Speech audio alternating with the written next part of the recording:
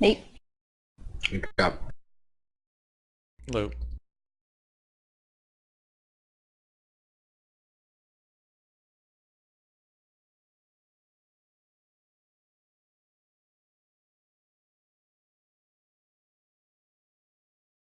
Yeah, they can. Really? Hmm. Like, uh, open them, not break them? In vanilla hard mode, they can knock the door right down, but I'm not sure about S on P. Mob griefing is turned off.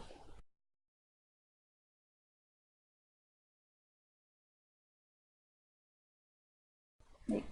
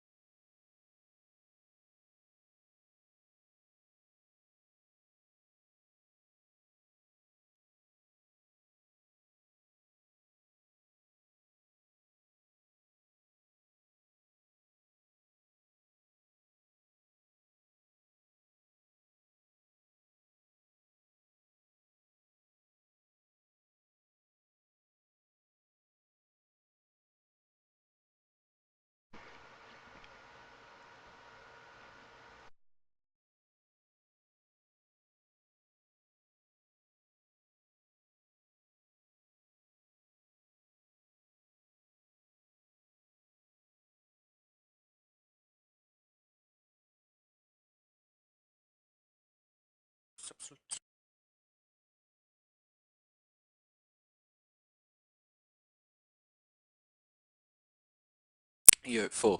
Um, I we got that chicken. Uh, now I've got to choose names. My mother did not enjoy the suggestion, Tits McGee. Your voice is really quiet. I think your headset's like your mic is up by your. Sorry. Yeah.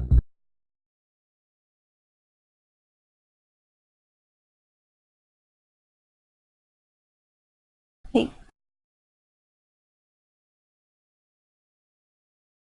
And also Peg.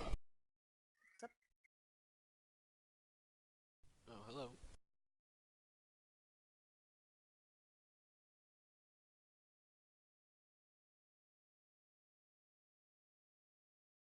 A lot of people.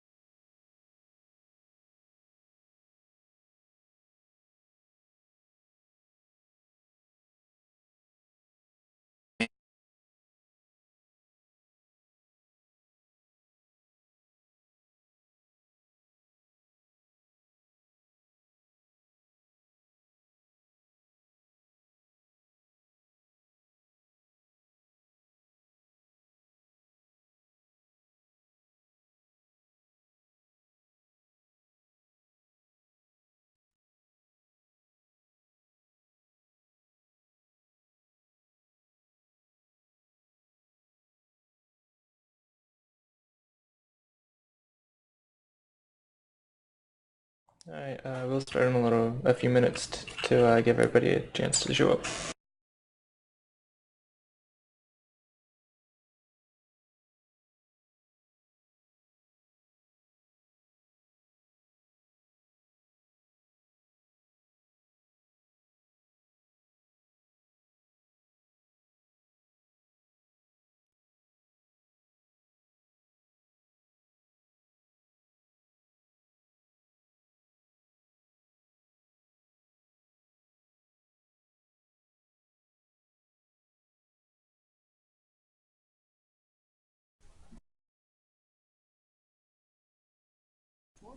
So I think Slide was gonna try and record it with like a video.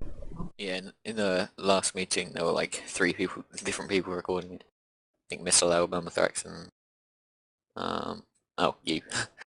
I know. It doesn't hurt to have extra ones if someone's recording this up. Yeah, agreed. So I'd want to do a video so you can keep up to date with who's talking. Gotcha. And as well with chat, because you can't. It's incredibly difficult to sync the two together. Can you guys hear me just fine? Yep. Alright.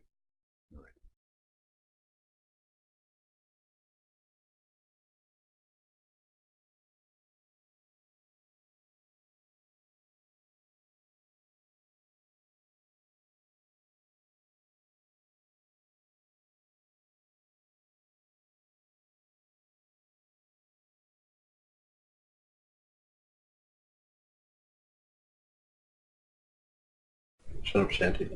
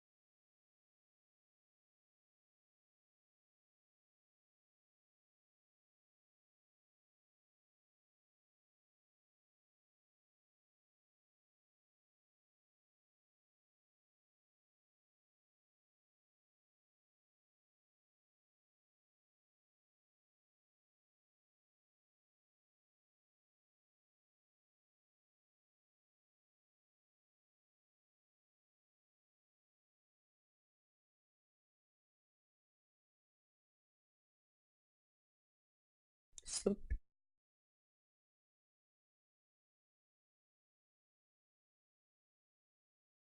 Just chilling. Were a lot of you here for the first meeting? No. Can we? Not a lot of us know. Can we please not let it go for 3.5 hours this time? It went for Let it 3.5 hours? 3.5 go. hours. And there were a lot less people. Hey, Bon. I have a feeling it was just yelling.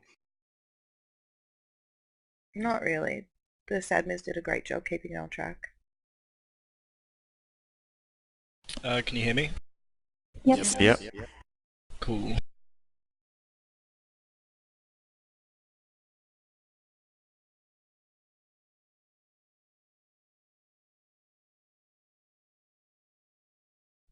Bite me.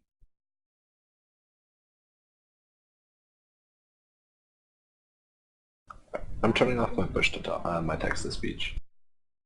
Yeah, Yeah, that'd be a smart thing to it's do. like- Yeah. everything- Why didn't you do that at the beginning?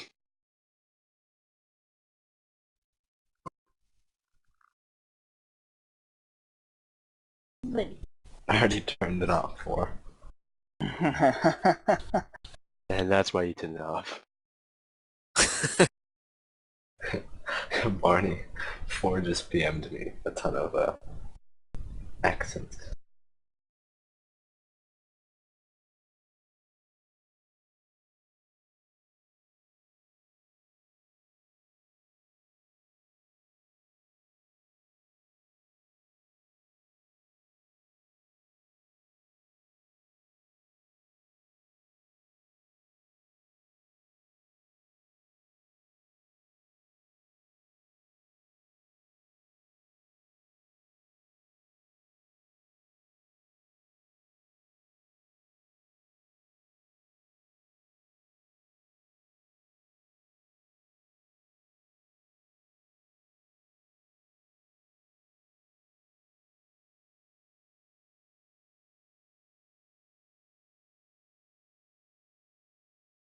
Yeah, suspicious.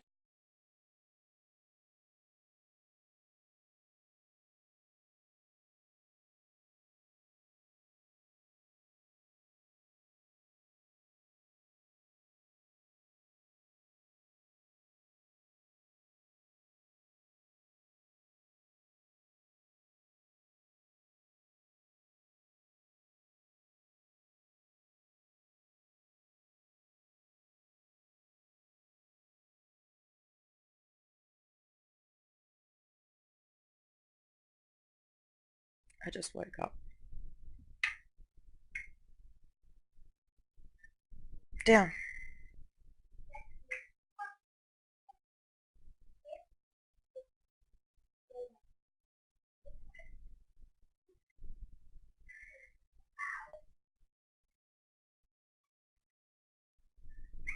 What time is it there for you guys? 8 a.m. Oh.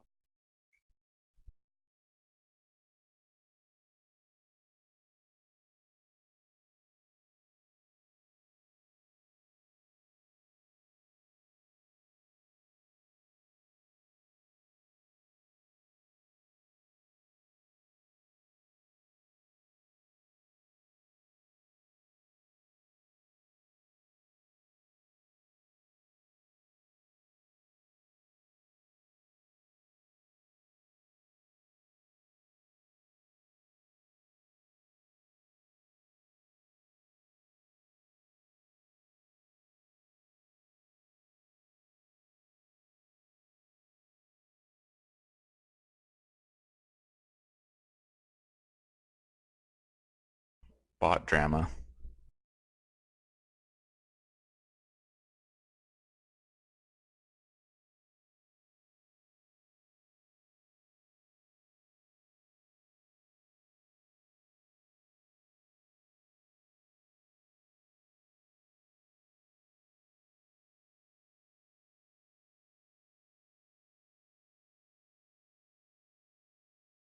Shut down. Oh, what? Oh. If you could Why not have kick we- my laptop, that'd be great. Thanks. Why do you need 2 accounts in here? Because one's Did you recording. read its name? Yeah. Can't record on your main one? Nope. Because I'll be whispering throughout the meeting.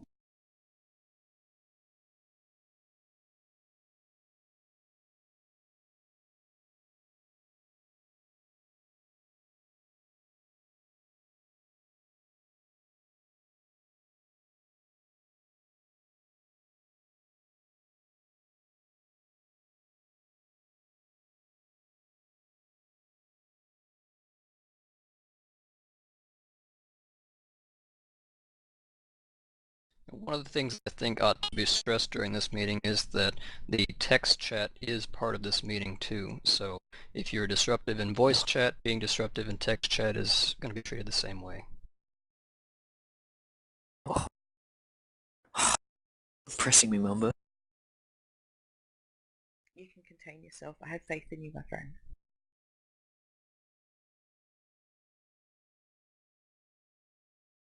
Are there Yeah, any we are. topics that are off limit during this? The main Anything thing that is is not, yeah, anything that's not to do with the meeting, I'd say. Yeah, the main thing is that we're going to try to follow the agenda that has been posted so we can try to keep the meeting on track and done in a timely manner. But I imagine that other things will come up through the course of natural conversation. We just need to try to keep it sort of focused. The agenda was posted on the forums. I can post a link here real quick. Can you quickly go over what happened in the previous meeting? Because I wasn't there. It was 3 hours long, so I don't know if Quick's gonna... Oh, right, okay. Many bands. I don't One of the think main... Oh. I recommend listening to at least part of it. It was pretty good. One of the main ideas that seemed to be expressed by the majority of the people in that meeting was the response to the initial question of what would players enjoy S being. And the basic idea, the basic impression that I got was that the players in that meeting would prefer S to be focused on PvP, but with some sort of unique twist or novel feature that sets it apart from vanilla Minecraft. And there were many ideas submitted or presented about how that might be done, and discussions about plugins and gameplay changes and community involvement, etc. So that was the basic idea that came out of that from my impression. Then discussion about the various other things on the agenda, but that was the main takeaway that I got from it.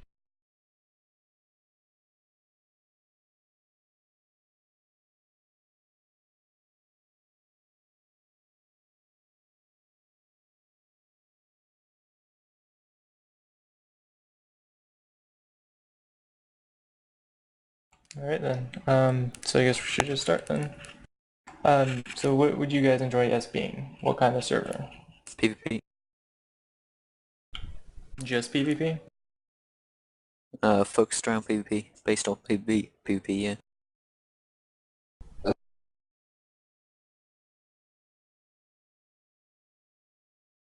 I think that there should be emphasis placed on PvP, but potentially having like tiered areas, like varying amounts of PvP maybe might work if it's like properly implemented. I don't think personally that there should be anywhere on the map where there's PvP free zones. Like I don't think safe zones would be sort of good, because if you start moving S in that way that there are PvP zones, there are free zones, while it's mostly PvP, and then P starts moving in the direction they already have, where there's no PvP with PvP zones, that it might sort of conflict with each other. Or maybe not conflict, but draw from the same audience, and we don't really want to do that, I don't think.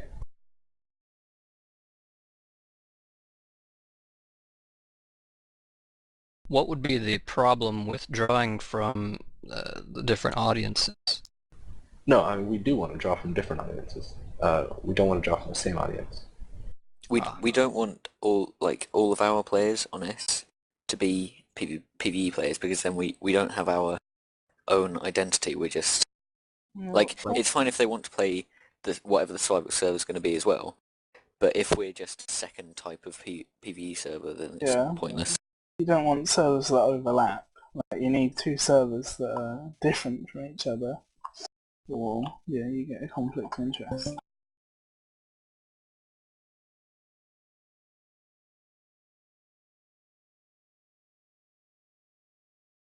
I think one of the fundamental principles of the nerd servers is that they have to be accessible to someone with just a vanilla client. Totally agree with that. Yeah, I agree with that. Yep.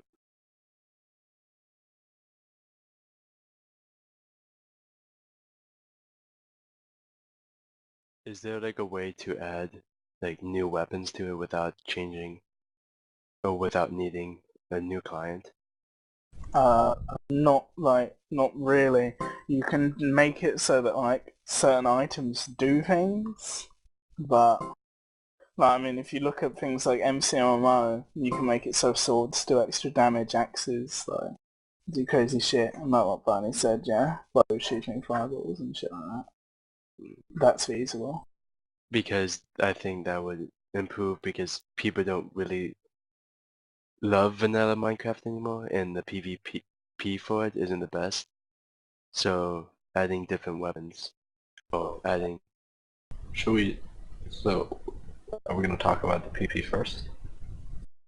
Well, we're still kind of on the question, the general idea of what would you like S to be, or what would you enjoy S being? And we can go on to more details if that's desired by the majority here, but I guess right now we're just kind of figuring out what the general gist or feeling is. Well, I think it's pretty clear that the majority want this to be a separate server from, so like, not similar to PvE, and most people want it to be PvP based, or that's sort of the idea that I've got from these two meetings so far. And I've not seen any sort of like argument to say against that, so I guess that's what we should base it off. That's where we should go from. I guess my perception is that the question isn't simply just PvP versus PvE, but vanilla or something like Civcraft, factions, ultra hardcore, etc. You know, Okay, so what sort of gameplay do we want? should we start talking about all the factions of Craft Ultra Hardcore? Should we move through those? Someone explain to me what Civcraft is. In the first meeting, I think Totem did a pretty good job of explaining it. If you wouldn't mind again, Totem. Okay, Civcraft. Excuse me, I just have to detangle my brain here for a second. There is if you look at the hints, the spoilers in Mr. Loud's original meeting post, there is a long description at the bottom of that. I submitted that section on what the Civcraft gameplay is, but I'll try and summarize it briefly here. Civcraft is about the long game. It's about, I mean, their current revision has lasted for a year, and they still have 120 players online during peak times. So they've arranged the gameplay in order to increase the longevity of appeal. At the moment in S, we've got gameplay that's appealing for the first couple of weeks because the start of a rev is always appealing. In Civcraft, they've got a lot steeper technology tree. They've got things called factories, which allow people to produce items cheaply, and they're expensive to craft, and that adds another inherent goal to the game besides what is normally in vanilla Minecraft. They also have a thing called they have Citadel, which allows people to do their own reinforcement of structures using stone, iron, or diamond, which increase the amount of time that it takes to break a block. They also have a principle that everything is always at risk. So there's no ender chests and there's no LWC. Instead, if you want to protect stuff, you pardon me, you have to diamond reinforce a chest and put it in a diamond reinforced obsidian vault.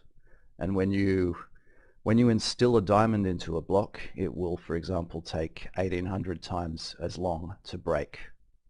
And if you stone reinforce a block, it will take 25 times as long to break. My basic impression of Civcraft is that it increases the defensive options and also the PvE aspects of the game are more interesting. So what you get is a greater balance of PvE players in a PvP environment.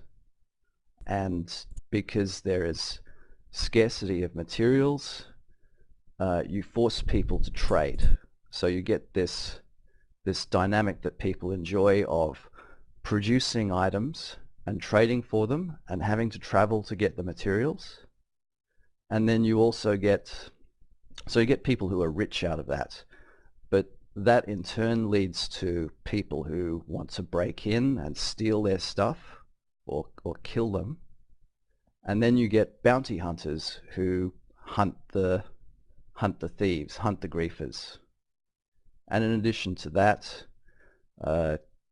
griefing and such is enforced by the players themselves. There's no moderator involvement in that sort of thing. Crime is a problem for the players to sort out for themselves. I think that's basically it. I've done a lot better job of describing it in the post, and I urge you to read that.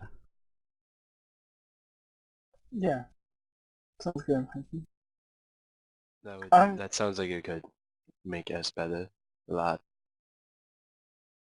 It's more like a chaos environment in the sense that nothing is always perfectly safe, but the game is a lot more interesting and a lot less, I don't know, there's the scarcity and the cost just makes the game a lot more interesting for a lot longer. Is there like a way for someone or a group of people to become so overpowered that everybody's like gone? Like, or can't fight them? Apparently not, because the game has been going for a long time. I mean, if there was a way to totally dominate, then I think people would be driven off the server. Instead, what happens is that people band together in towns, and you know, if griefers attack them, then they will fight back, or they'll hire bounty hunters, or they'll have a defense force within the town in order to fight off griefers.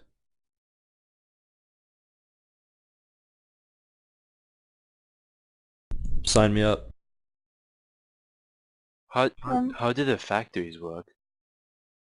The factories are craftable from a workbench, a chest, and a furnace, and they take a certain amount of raw materials to make in the first place. And once you've made a factory, you have to repair it every so often by putting in more materials. And every time you use it, there's a certain amount of damage to the factory. And factories produce items that are unobtainable or cheaper to obtain through the factory than they are through normal vanilla Minecraft mechanics. So for example, a diamond pickaxe smithy, once you've made it, will produce 15 diamond pickaxes for 15 diamonds. And also in Civcraft, they don't allow you to just get XP by the normal mechanisms. You have to produce it in a factory, which means that there are people who make money by selling XP bottles that they've created in factories. So the factory is kind of like an equal trade type thing? If you get a factory, you're gonna... It's a scarcity mechanism. So you craft it yourself, and the scarcity encourages people to trade, because not everyone can afford to make a factory, at least initially, and it's an extra goal inherent in the game that people aspire to. So as they, you know, in vanilla Minecraft, you can level up from 0 to full Prot 4 plus a base, you know, in a few days, and that's it. You've beaten the game. In Civcraft, the tech tree is a lot longer, and I think that contributes to the long-standing durability of enjoyment. That sounds really good. Out of interest, is there motivation? Is there like a motivation for existing players to recruit brand new players into their clans, or that like their organizations or anything? Like the more there's no formalized organization. It's all any organizations that people make. It just happens naturally. Yeah, I get that. Sorry. Oh, there is another thing that we discussed in the later section of the previous meeting, which was advertising and how to encourage people to join the server. So perhaps it's better later on. Alright, those are the links posted in another meeting about Civcraft. They're pretty explanatory. Someone was saying in Redwall was saying incentivizing grouping together. Basically, the game mechanic itself makes people want to group together and either become like a raiding team or become part of a town and farm. And essentially it's the difficulty that makes people band together rather than any sort of social engineering or encouragement from staff. It's just the game itself makes it happen. Are you proposing that we do something like similar to Civcraft, and to what extent should it be similar?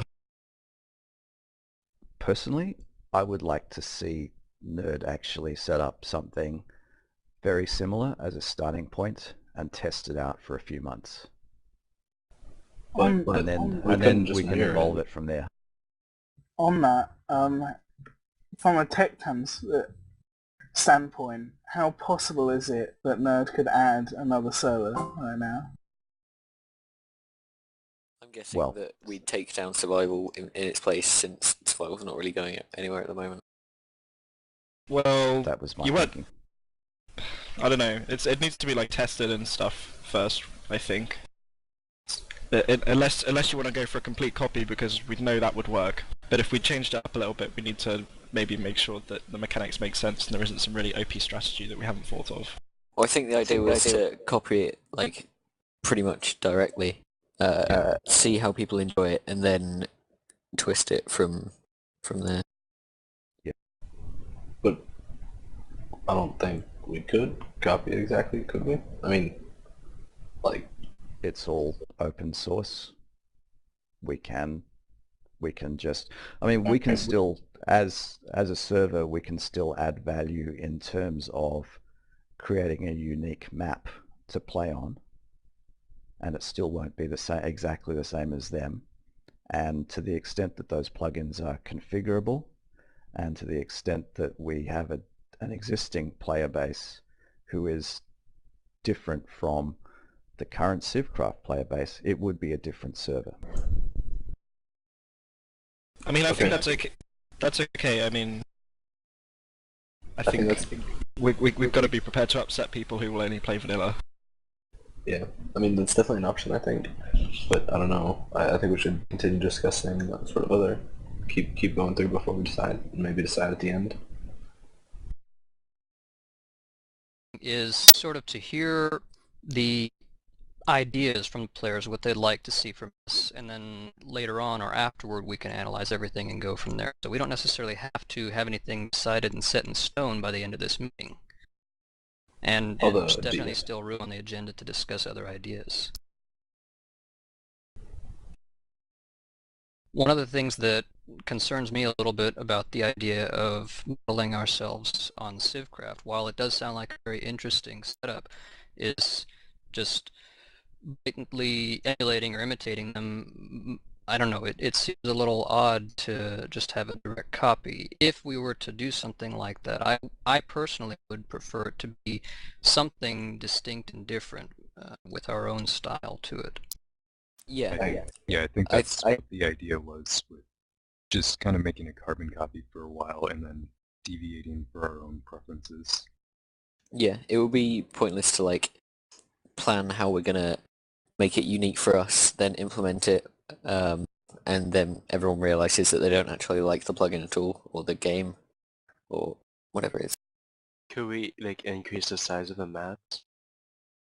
Yeah, that would be no the issue. default Civcraft map is 15k radius. It's a huge map. Yeah, that's So it's more like Chaos, in fact. good. Because I think the small map of survival takes people away a little bit.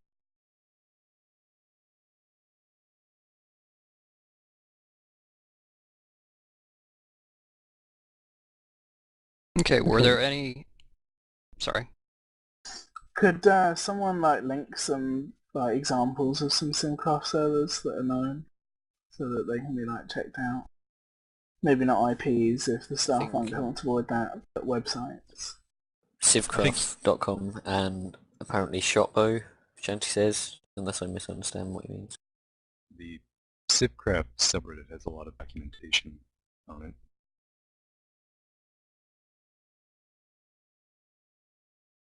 Yeah. They also have a wiki that you can read up on the plugins, and I think there's an orientation post in the subreddit describing the basics of the game.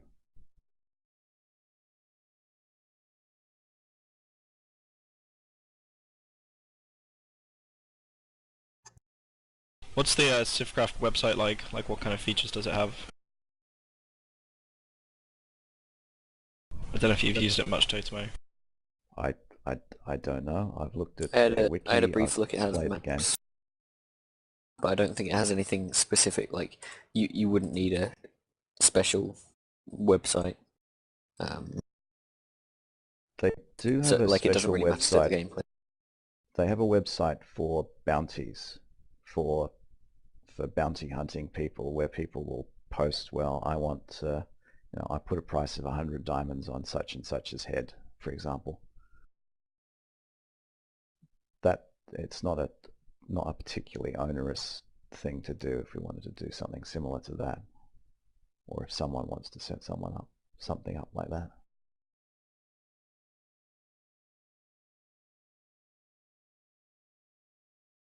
So aside from the idea of S being more focused on PvP, or primarily focused on PvP, and the ideas of Civcraft being appealing, were there any other radical gameplay changes or suggestions for what people would enjoy S being in a general sense?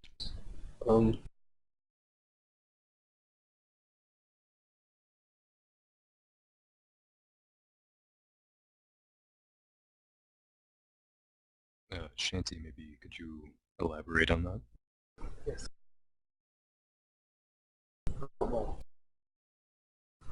Alright, well I guess go ahead, Shanty.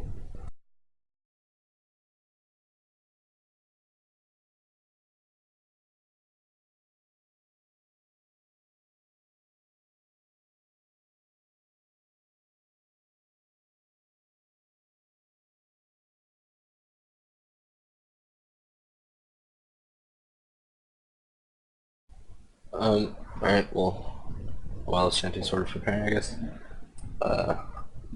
I sort of was thinking about a couple of things, sort of when preparing for this, I guess. One sort of had to do with, sort of changed PvP a bit, and then one sort of was a different type of game mode, I guess. I'll go with the game mode first.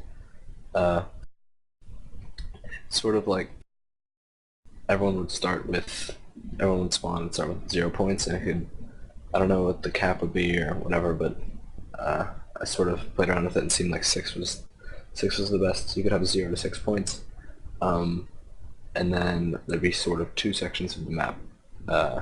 One section of the map would be restricted to anyone with 3 or fewer points, and then the other section of the map, the other half or whatever, if you had 4, 5, or 6 points, you could go over there.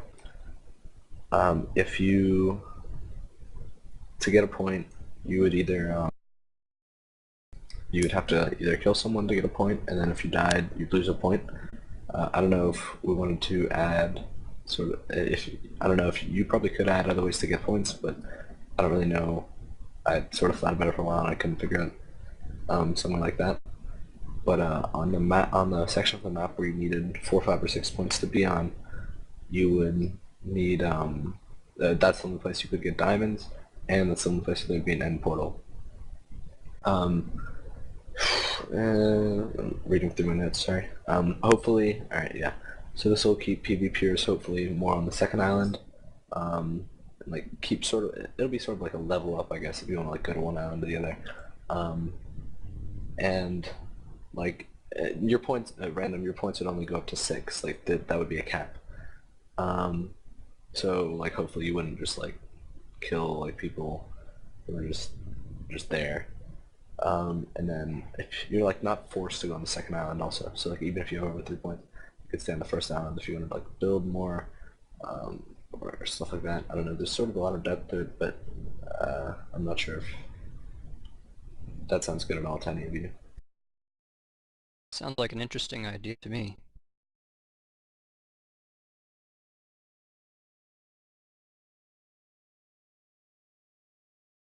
It sounds like the first island would just be a whole bunch of people killing each other just to get the 6 points. Well, you'd only need 4 to move to the second island. Oh, 4. And I don't know if 4 kills is a huge span of kills. No. What happens if, say, you die with 4 points while on the second island? Would you just get teleported back? Whenever you died, there'd be no beds. Whenever you died, you'd spawn in a random location. If you had 5 or 6 points and you died, you'd spawn in a random location on the second island. And if you had 3 or fewer, 4 or fewer before you died, then you'd spawn on a random location in the first map. Would there be a way to go backwards? Like, I think that's what we're wondering about, is whether you can lose points. Yeah, I think he said that if you die, you lose them. Okay, sorry. Sorry, I didn't hear that. Sorry, I was fixing something.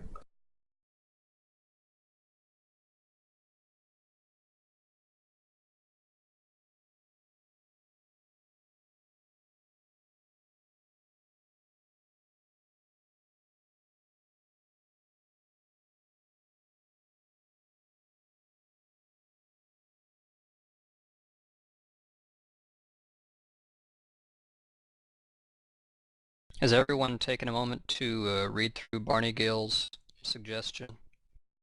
Just sort of briefly at least.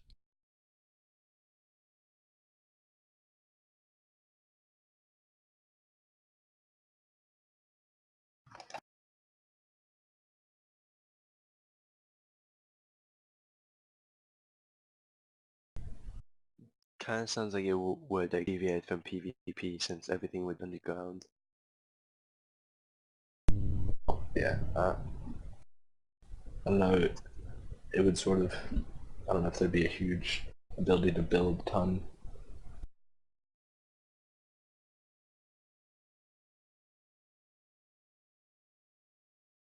Unless you make it so that like if you build out a certain material, it doesn't hurt you, the sun won't hurt you anymore.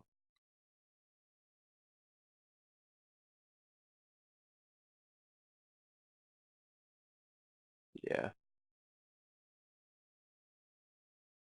In regards to like building with certain blocks, Zafric introduced an interesting idea in the last meeting that kind of got overlooked, where Totemo's CTF block plugin might be introduced on survival, like where standing on it would give you a certain buff, etc., etc. Like slow sand would actually give you like slowness. Yeah. At some point in time, Syntax Node suggested making those blocks craftable so that you could combine a potion with a block or multiple blocks and just imbue that into an item that can be placed, rather than having it inherent in the block without crafting it first. Yeah. Would that be technically feasible? Not without some thinking and some coding. I guess, yes, anything is doable within the confines of the Bukkit API. It's just a matter of someone spending the time to do it.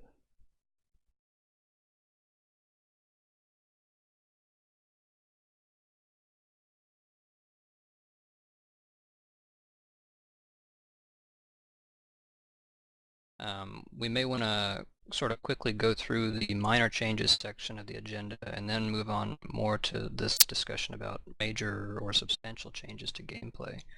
Does everybody feel okay with that? I think that's a good idea. Oh, Shanty's just responded with his idea.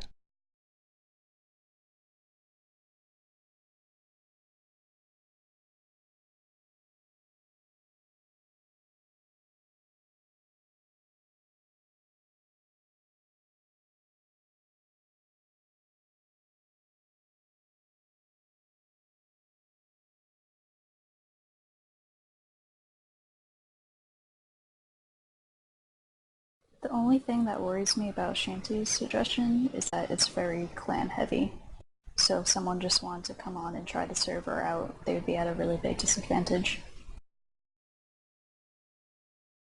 I guess that kind of begs the question, is that something we want? Where there's more organized PvP versus a lot of people doing their own thing? Groups would like entail more PvP probably. If there was like an incentive to fighting besides getting broken armor and one good sword.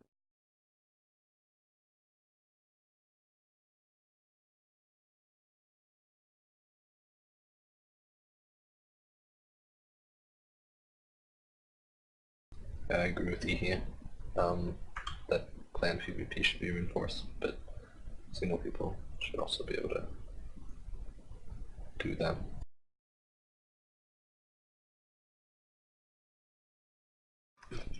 But I think Umber is right that we should quickly go through minor changes first. Wait, why will we go through minor changes if we don't know what the server's going to be? Well, I mean, like there's no point in going through minor changes at all. And that, like, well, it depends what you want to do, really. If we're set on having this Civcraft type thing, and that's like our long-term plan, then we discuss short-term, smaller changes right now. I don't know how long this Civcraft thing will take, say, if we're going ahead with that. But if that's going to be something, like if we're changing the server soon, then it's pointless talking about small changes like what we're going to do to enchanting and stuff like that. Yeah, I don't know that we've necessarily decided that we want to do a Civcraft clone or something like that. Again, you know, the point or the thought behind this meeting is to hear from players what they want to see from us, and afterward we can sort of figure out what avenues should be followed or what actions should be taken. The way that we arrange the agenda does have the minor changes section before the substantial changes section, and it's true that if we were to make some substantial changes to the meet or to the game, like having it like Civcraft or having some interesting event or novel feature playstyle, that some of these minor changes might not make a difference, but it might be best to go ahead and stick with the agenda so that we can get them out of the way at the very least. So what's the current item on the agenda? The minor changes section, which is included in the link I posted a little while ago. The subcategories in that section are ore plumping, enchanting, bets, reduced damage on specific weapons, reducing effects for specific potions, simple clans or similar features, top of the nether access, protecting mobs, and protecting redstone repeaters and comparators. Those are all things that were drawn from the suggestions that were sent to us via that Google form. Everything on this agenda really is from that. Okay, well let's go through them one by one, I guess. So what are all our thoughts on ore plumping? Well, I think that sort of falls on the, like, there's a huge divide on whether we want to make the server easier or harder. Because if we want to make it easier, then obviously we'll pump it, and if we want to make it harder, then we'll stick with vanilla generation, or even less than that. And part of the idea of the Civcraft is altered ore generation. You have higher concentrations of ores in some areas and lower concentrations in other areas.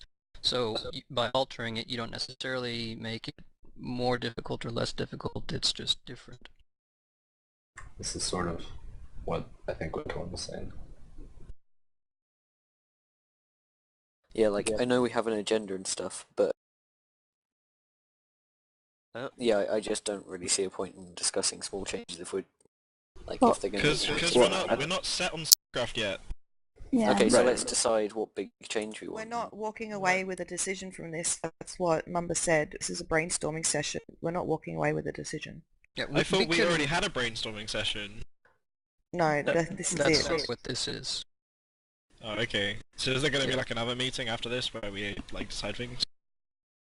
The idea is that after this, the admins will review what's been said, we'll post minutes, recordings, the transcript, and we will decide what to do from there. So whether that's going to involve a community democratic type thing, or whether the admins will rule with an iron fist and establish some sort of plan. Yeah, just rule with an iron fist. just make sure you rule with an iron fist doing the right thing. Yeah. So are we going to discuss ore pumping, like, for each of these major changes? Like, are we going to, like, this for ore pumping for if we stay vanilla, then we'll have to talk about if we want it to be harder vanilla or easier vanilla, ore pumping for, like, HCF, or ore pumping for Barney Gale's idea, you knock down diamond a ton and up iron a ton, and then ore pumping for Civcraft totally changes also. How are we in what context are we talking I about? think we're talking about it purely in vanilla, and those of us who are already completely set on the Civcraft idea and are uninterested in the ore plumping thing for vanilla, or just staying vanilla at all. You guys can just like keep quiet for this discussion. Okay, thanks. Alright, okay. Can I say though that without prejudicing it, that there are some that I have thoughts about what plumping does to vanilla. I think that if you plump ores, then you are removing difficulty from mining and emphasizing other parts of the game. And whether that's a good thing or a bad thing is not a definite. I mean, if you take away the mining difficulty, then sure, people can get diamond gear quicker. But sometimes scarcity actually makes the game more interesting because it puts more at stake. Well, right now it doesn't really seem like it's making the game interesting with 4 people being on. I don't think ore is the problem because people just hoard their stuff no matter how much ore there is. People just think hoarding their stuff is better than using it. So in that case, should we focus on incentivizing people spending their materials? Yeah, like make it so that fighting just doesn't give you a sword and destroy the armor, because that's not very incentive. I don't know if would the floor be open to talking about incentivizing PvP real quick? If it's somewhat related, then and it's not too long, distracted from the agenda, that seems fine to me. Alright. Okay, again, sort of before brainstorming for this, another idea, again, don't know if it's any good or not. I sort of had 2 ideas for incentivizing PvP. One sort of would be if you kill someone who had been wearing iron armor in the past 2 minutes, you get sort of like X amount of points, and if you kill someone wearing diamond armor in the past 2 minutes, you get like Y amount of points. And then you'd be able to spend those points on something. For example, like if you kill someone in diamond, you'd be able to afford like maybe a new prod form breaking 3 helmet, or like and boots, but like you wouldn't be able to get a chest plate or legs. So that it'd be fully repaired, but it wouldn't sort of incentivize like killing your clanmates, because you'd still lose materials if you were on the killing end, dying end. And then sort of my second idea, which I liked a little bit better, was sort of everything. You set values for everything, which might take a while, but everyone would be able to sort of pitch in. You wouldn't need like technical expertise to set values to things, and you'd set like point values for everything, and when you were killed or when you died, your point value would sort of total up, and there'd be a random drop table. So everything on the random drop table would also have values, and when you died with points, random chances would come out, and you get sort of random drops. So you'd maybe like when you kill someone in full diamond, you might get like, if they were in like prot 1 maybe, you might get like some prot 4 and then like a prot 3 sword, or you might just get like prot 4 iron or something. I don't know. Just like random drop table, random whatever. It might take a while to implement, but I think that'd be cool. It'd sort of change PvP a bit, give us like a more unique feel. Yeah, I don't know. So to reiterating KitKat Bar's question, it'd be sort of like killing a mob where you don't really know what you'll get. Right, yeah, but the better stuff that we're carrying, the better chances you'll have of getting better stuff. I don't know yet. I haven't gone through like all the details. Like maybe you'll get the same amount of things that they're carrying when they die. Like you get one inventory space for one inventory space. But whatever it is, you'll have to like go down in quality, I guess, from when like the death to the thing, or like the chances of going down in quality are higher, so that your clan doesn't sort of farm it.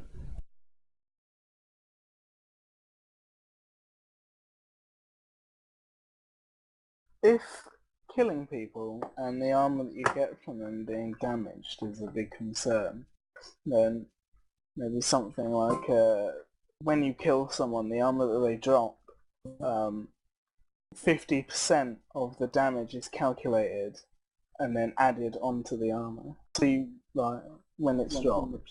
So you don't get like fully repaired armor. Like you take half of the damage that's on the armor and then you just apply it. So then clanmates just kill each other to farm it, and I don't know if this is purely for that. It's just sort of another sort of change in drop mechanics that might have like a unique change or something. I don't know.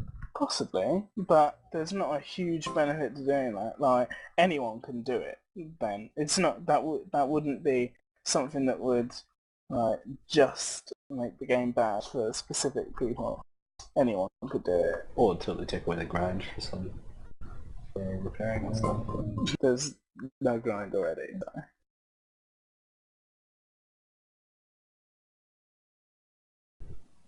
Okay, we want to... sorry, go ahead. I was going to say that's more of a change that would fit in with current S rather than a change there. So because the current S is a reduced grind, PvP like enhanced S. So that was where that would fit in. Obviously, if you took away the grind, like put the grind back, then that wouldn't fit in. I was going to make a brief point about ore distribution, and I think Mumba has actually suggested something similar with his custom map, except he has zones based on how you've leveled up in points. It is possible in vanilla Minecraft, at least, wherever you mine doesn't really matter unless you mine in an area where someone else has completely mined out the area. Wherever you go, you'll get the same proportion of diamonds to stone and iron to stone, etc. But there are plugins that allow the ores to be distributed such that you have to travel to a specific place to find diamonds, or you can only get iron in a specific biome or whatever. And those things encourage people to explore the map more, and they give people a reason to travel about carrying these materials as well. So those are things to consider.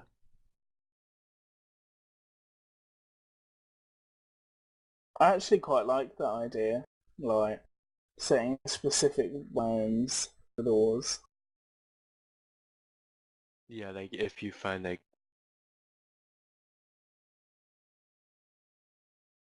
but then you have to think about people owning that land pretty much. Like just keep on killing people. That so could they don't create an get it. incentive. Sorry. But I mean, also. In Civ, the diamonds, it's pretty random as to whether you'll find it, and they're sort of cloud-like, as in if you find a single diamond ore block, then you know that you're probably in a vein, and that vein can spread over, say, 100 blocks in a sort of a flat, oval-shaped pancake underground between a certain number of levels. That would be you still actually have to good. mine out that area. I just wanted to. But there's no tie there's no tie of diamonds to a biome, so you can't definitively hog a particular area. You have to explore around until you find a vein, and then keep it to yourself as much as possible and try and exploit it before someone else finds it. Yeah, that does sound good.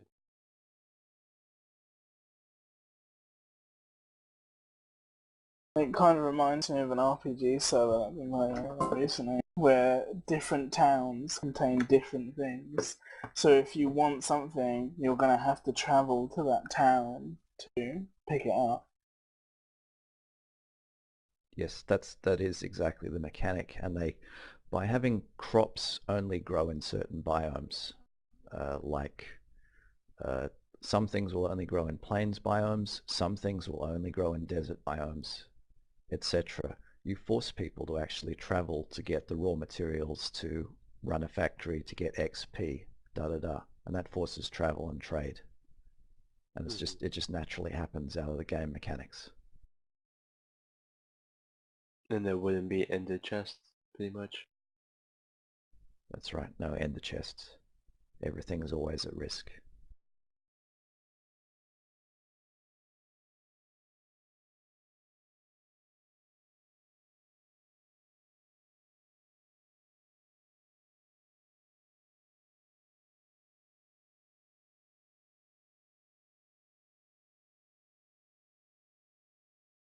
Some crops will only grow in some biomes, Magnus.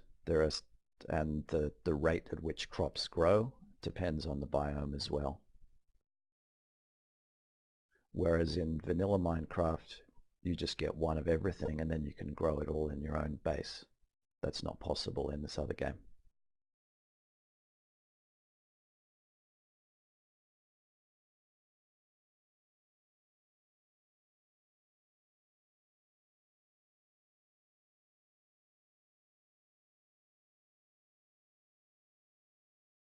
Exactly that kind of idea. Like you won't be able to grow wheat in a desert, and you won't be able to grow cactus in a plain. Can you like make it so that food like deteriorates after a while? There's no plugin existing at the moment to do such a thing. Oh. Yeah, one of the things that was mentioned in the meeting earlier, not this meeting, the other one, is that a lot of the changes that we might want may not necessarily have plugins existing, but I know Slide mentioned he would be willing to give his hand at trying to write something if we have a clear idea of what we would like. But, you know, we have to understand tech admins are not necessarily able to do all the bells and whistles they might prefer. But if there are plugins that do the kinds of things that we want, then that makes it a lot easier. Do we want to go ahead and move quickly through the rest of these minor change ideas so we can focus more on the major change stuff officially? Sounds good. So some of the things that are on this little minor changes section that I think are kind of related, enchanting, reducing the damage for specific weapons and reducing effects for specific potions. There's the idea of a maximum kit loadout where you would reduce the damage for weapons, you would reduce the level of armor that you can acquire, or you can reduce the, you can't have protection for, or Bane of Arthropods or something like that. Are there any thoughts about that specific idea, or that kind of idea, rather? It sort of ties into the idea of increasing difficulty.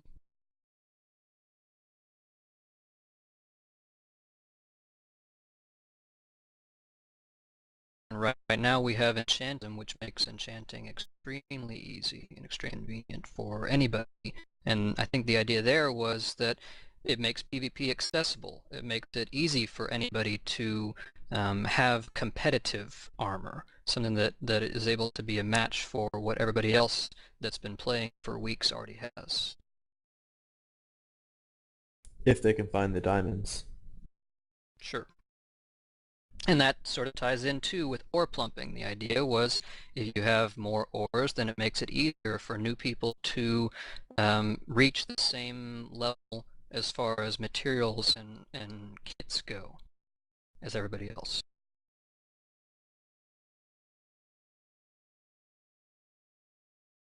How big of an ore plump were you thinking?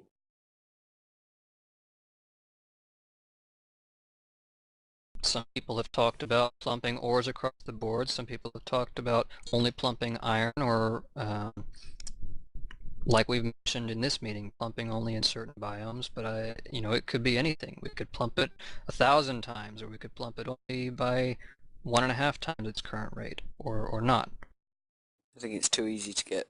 Well, it's very easy to get ores, like, well, anything really. So I don't think a ore pump is needed.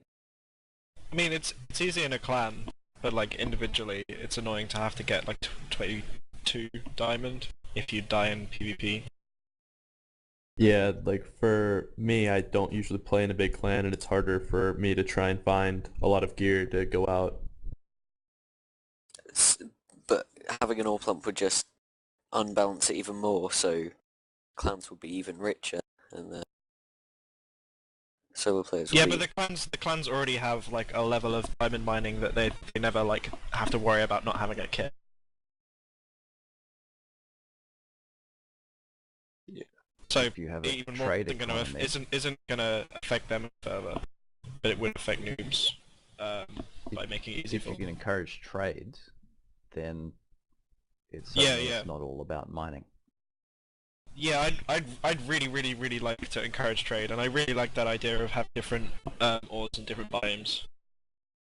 People are just gonna trade kill though sometimes. Yeah, that's the biggest problem with trading. Well, can we do some kind of thing to somehow offer protection to like shop owners who are in their own shop? Like not There like are shop plugins that already exist for that. yeah. I'm not very familiar with them. I've kind of been Okay, Someone Civ runs can- a shop plugin. You set your own value on materials, in terms of diamonds or iron, whatever you want to trade. It's just a chest. I think you can get like different levels, right? Like different levels of automation. Some just take care of like very simple things, and some ones which are like the entire economy, and you can like trade with people without being there in person and so forth. And like, if we're not gonna go with like, assuming we're in a universe where we're not gonna go with this Civcraft thing, like, I'm inclined to go like not to turn survival into a huge economy survival because I really hate those.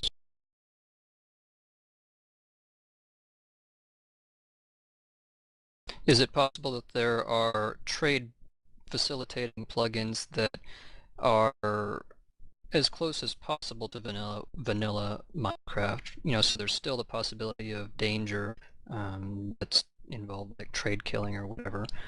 It's not just totally easy to make all your trades, but is still more convenient than what we currently have. Yeah, that's exactly what I'd like to see.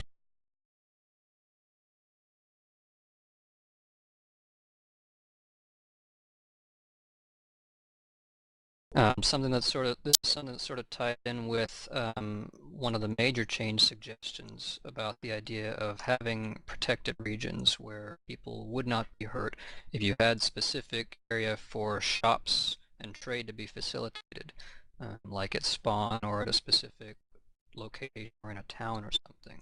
Are there thoughts on that? We're kind of hopping around a little bit with the agenda, but it does sort of relate. I mean, I think that was the bad. Sorry, Human. You can go. It was something up in the like previous unofficial survival meetings that John Davis did. Sorry.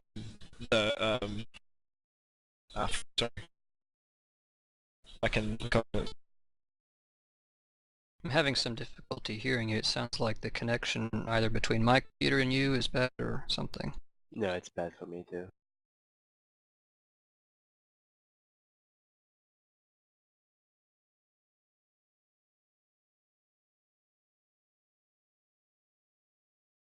The bad thing about making safe zones for trading is when people get into PvP battles, they're gonna run to those places because they know they can't get hurt. One of the suggestions that came up in the previous meeting, and it's been mentioned in the past, is applying some sort of cooldown like we have with combat tag upon entering one of these areas. That if you were recently in combat, that you would still be susceptible to it, to being killed upon entering. But I don't know if there is a specific plugin that we can use that would do that. I know it's been mentioned that Horror Faction has something similar to this with their spawn area, so it may be possible to use that plugin and adapt it or find a similar one. Personally, I like the idea. One interesting implementation of trade that I've seen is like a sort of auctioning system where you put a bid up in chats and then pay an entry fee, and then like people can bid on your item, and then as soon as the auction ends, they automatically get it in their inventory. That would get rid of the risk, though, of trading. You want some form of risk when trading someone. What about if the risk is not exclusively that you kill someone that you're trading with, but that the trading chest, if that's how you do it with a chest of materials and a plugin that automates it, if the chest itself can be broken and robbed, because that is a possibility with the Citadel stuff, as I understand it. Could people camp it, though? But people can camp it. They can camp any location because it's just a shop. I know that I particularly like the idea, the challenge of trying to set up some kind of shop using vanilla Minecraft functions or mechanics. In revision 20, I had my little trading post that didn't see a lot of success, but it was also set up later in the revision. I think that it's possible to have functional shops with vanilla mechanics, but it may be a little bit more of a time investment than most players would be willing to put into it. So I just joined, so I don't know if this has been brought up, but I just thought to mention there's a mod on another server that I've played on, and it allows you to break things, but you have to break it like 50 times or something for it to actually break. We could put that on chess and allow trading for that. Yeah, that's what that is Citadel plugins. Sorry, what? That's the plugin they've Citadel been talking plugin. about. Ah, For okay. block reinforcement and for reinforcing chests as well. If we Yeah. would do that block reinforcement, could we like make it so people could grief? So I think to that get would be into the sort base? of that would be sort of the point of it. If you had a Yeah. block reinforcement, then that sort of includes the idea of griefing block being allowed. It's a balance thing. If you're building your base, you have to weigh up how much money you can, or how much stone, iron, and diamond you can spend on reinforcing your base. And then you budget, well, I've got a certain amount of obsidian, I've got a certain amount of diamonds, I'll make this area really strong. And this other part of the base, well, I've only got stone to reinforce that, or iron. And then as you go on in the game and you get more money, you can build better reinforcements. So I think that we've strayed a little bit from enchanting and reducing damage for weapons and potions, etc. We've sort of talked about the general ideas and how they relate to some of these major change ideas. Are there any specific final thoughts on these things, like enchantism or using the 1.8 vanilla enchanting features? Use the 1.8 vanilla stuff when it comes around, because it is more balanced. And what's the difference? What's the 1.8 like? I don't know it super well, but like, so you have to pay for enchantments like 1 lapis or something like that, and for each enchantment it only takes off 1 level, so you have to get up to 30 and then you enchant it, but it only takes away like 1 or 2 levels, so then you just have to gain 1 or 2 more levels to get back up to 30, and then you can enchant a level 30 thing again. Like, it works for all levels, but like, that's how you do level 30 things. But you can't like choose the individual enchants, right? Oh yeah, no, you can't do that. It gives you a hint of what the enchantment's going to be. So it might say like sharpness, or it might say fire aspect 2, but it doesn't say anything else. Isn't that just telling you what the enchantment is? No, because there could be more things with it, and it doesn't like always say the level or... Okay. I'm not sure when we'll be able to have 1.8 on servers, because it depends on when our plugins update, like WorldGuard and LWC and whatever else we might choose to have on the server. And those don't always update instantly. Obviously there's some, pre-release versions of Minecraft so that plugin authors have time to prepare their plugins, but things don't always work out as fast as we might prefer. So it may be something we could defer till a later discussion, until 1.8 is actually a viable solution, or viable option.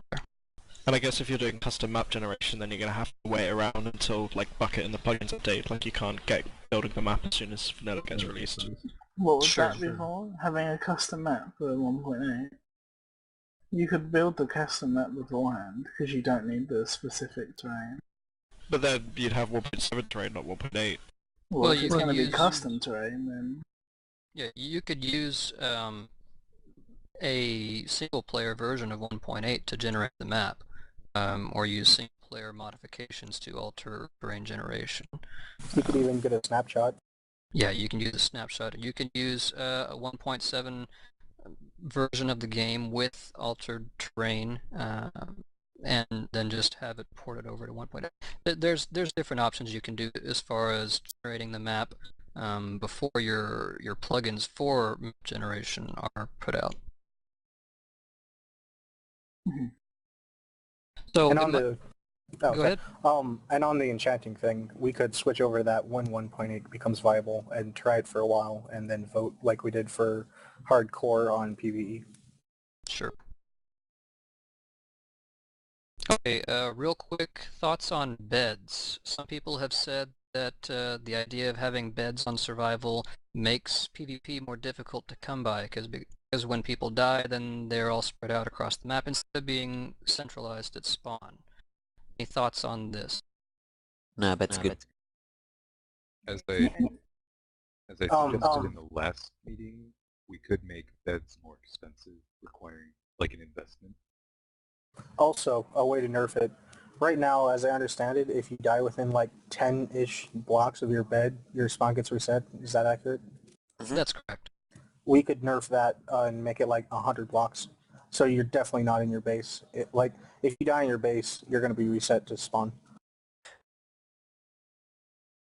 From what I understand, the reason for that feature being implemented was had sort of multiple reasons behind it. One was to deter base or bed camping, rather, so that somebody can't just keep on killing you at your bed over and over and over again, but also to prevent you from camping somebody else's base. So if you set your bed up right inside their base or right outside of it, when they kill you, you just come right back in and kill them again. So altering that would definitely have implications for those situations.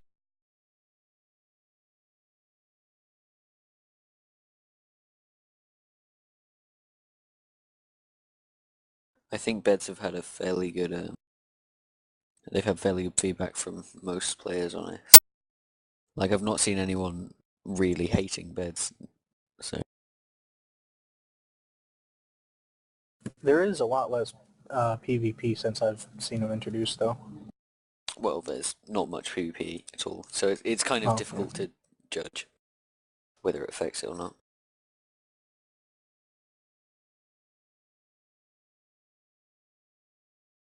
Okay, any further thoughts on beds at this time?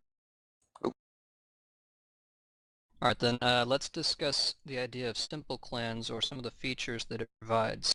A lot of people have said that they like the idea of having the ability to identify who is your ally and who is your enemy. Simple clans provided. Other people have mentioned the issues with the tags that were spamming up chat, or some of the other issues relating to that plugin. Are there any thoughts about this from people at this meeting? That sounds interesting. I've been killed by my own clan probably 10 times. Love you, buddy. Yeah, and Tweet just does it for fun, though.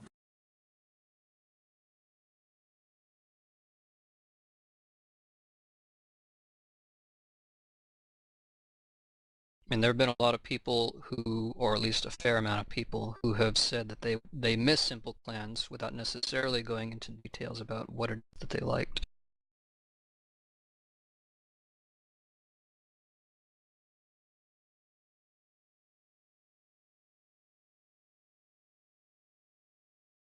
Although simply 2 colors tags an enemy, that would be simple enough, I think.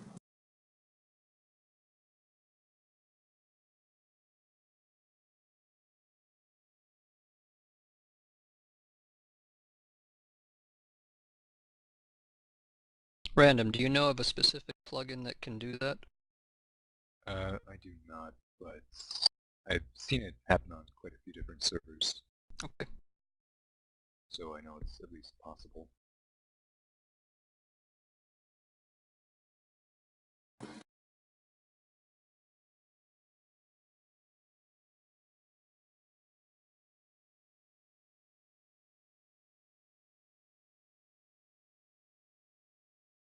I guess one thing that you could do from vanilla mechanics to achieve a similar thing of identifying who's your ally is, all your people in your clan wear a specific emblem or design on their skin or their armor or something, like colored leather armor, but that's not very viable when it comes to PvP as far as altering your armor loadout. And that's when you need to know who's in your clan the most, I think. Right. The plugin that we used during Capture the Flag to make our heads colored wool, could we use that somehow to like make just our heads colored like our clan, or at least give us the option to have our heads colored? Well, then you can't use a helmet, though. Yeah, plus you'd be restricted to 16 different clans. Yeah. I mean, there may be plugins out there that do something like that, that would allow you to use your full armor. Yeah. So it may be something worth looking into. And we If could it's use, a feature that a lot of people would like. and there could be like any kind of block. I don't think it would have to necessarily be wool, would it? I mean, you could have a dirt clan or something like that. It's like Redwall says, there's the hat command in, I think that's the Essentials plugin, I could be mistaken, that will allow any block to replace your head. I don't know the details of how the Qt PvP, the CT plugin works, but I imagine it's something similar to that. It may be Command Helper, I don't know. I've been on another server where Command Helper wasn't present and they had a hat command, so I'm not an expert.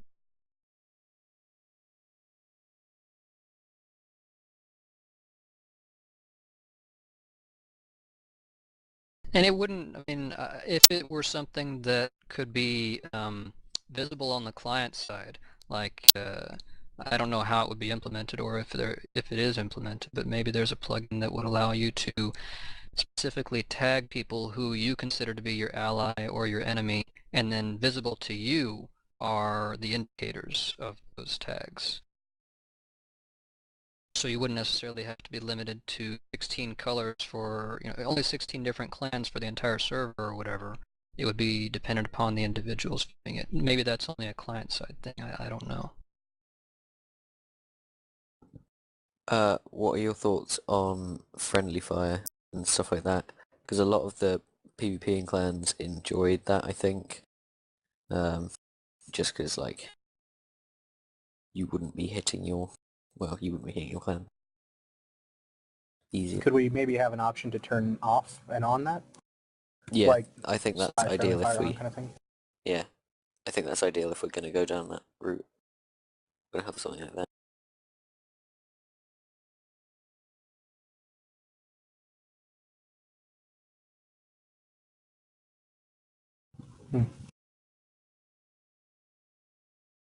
I think the only notes are the recording. I don't think there's any actual notes being taken. Yeah, we have the recordings and we have the transcript, and afterward I intend to attempt to collate everything.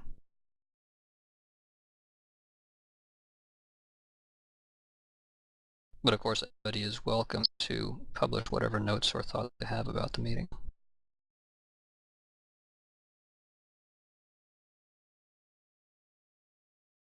Okay, any further thoughts about Simple Clans or some of the features that it provides? Alternatives?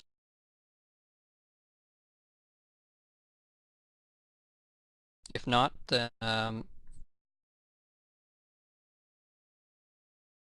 the next item on the agenda is access to the top of the Nether. Generally, we have one opening at the top of the Nether right above spawn for people that get trapped up there through glitching or whatever, so they can get back down. And we really haven't set any kind of design ideas or anything up there. The only rule that we really have is that you aren't allowed to break the bedrock yourself.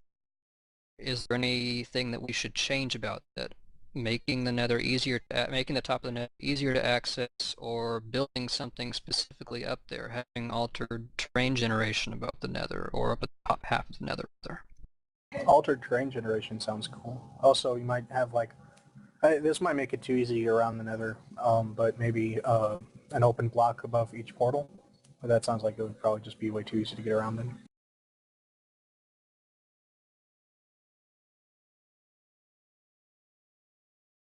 Would custom nether generation be something we could look into? I don't see why not. Could just world paint up there too. Do what? Wall paint? World paint? Yeah, yeah. Oh, world paint. Okay, yeah.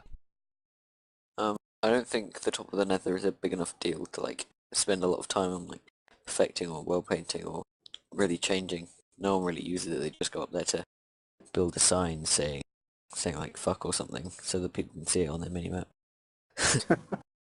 I kind of feel personally that it's sort of like an untapped resource. It's something that's, I mean, the nether itself is, yeah, it's unused real estate. I mentioned in the previous meeting that one of the ideas that I had as a player was to use that area to build like a miniature capture the flag arena, but it never really got off the ground. The reason that space was appealing to me was because it was large and open, and I could pretty much build whatever I wanted without having to worry about land claim disputes or being in somebody else's way. So it is, and it's convenient to access if you have a route up to the top of the nether. People can get up there with pearls currently, but so if you know it were made easier to access the nether, it might be used for a wider variety of things. The spawn arenas could be up there. And one convenient feature of that is that lighting is a lot easier. You don't have to worry about torches everywhere. Mm-hmm. Any further thoughts about access to the top of the nether? I'm indifferent. As long as I can build a gold farm. I like the idea of it. Just what I mentioned in chat, which is build a huge quest up there that would like take many people to complete. I think that could be fun. Modified gas like the Dragon. You could have real estate where people can build up there, and you could also have a quest up there. Okay.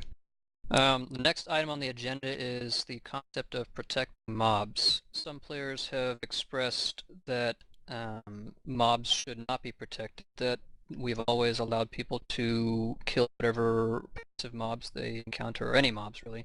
And then others have expressed that it's sort of odd that we allow griefing of mobs, but not griefing of crops.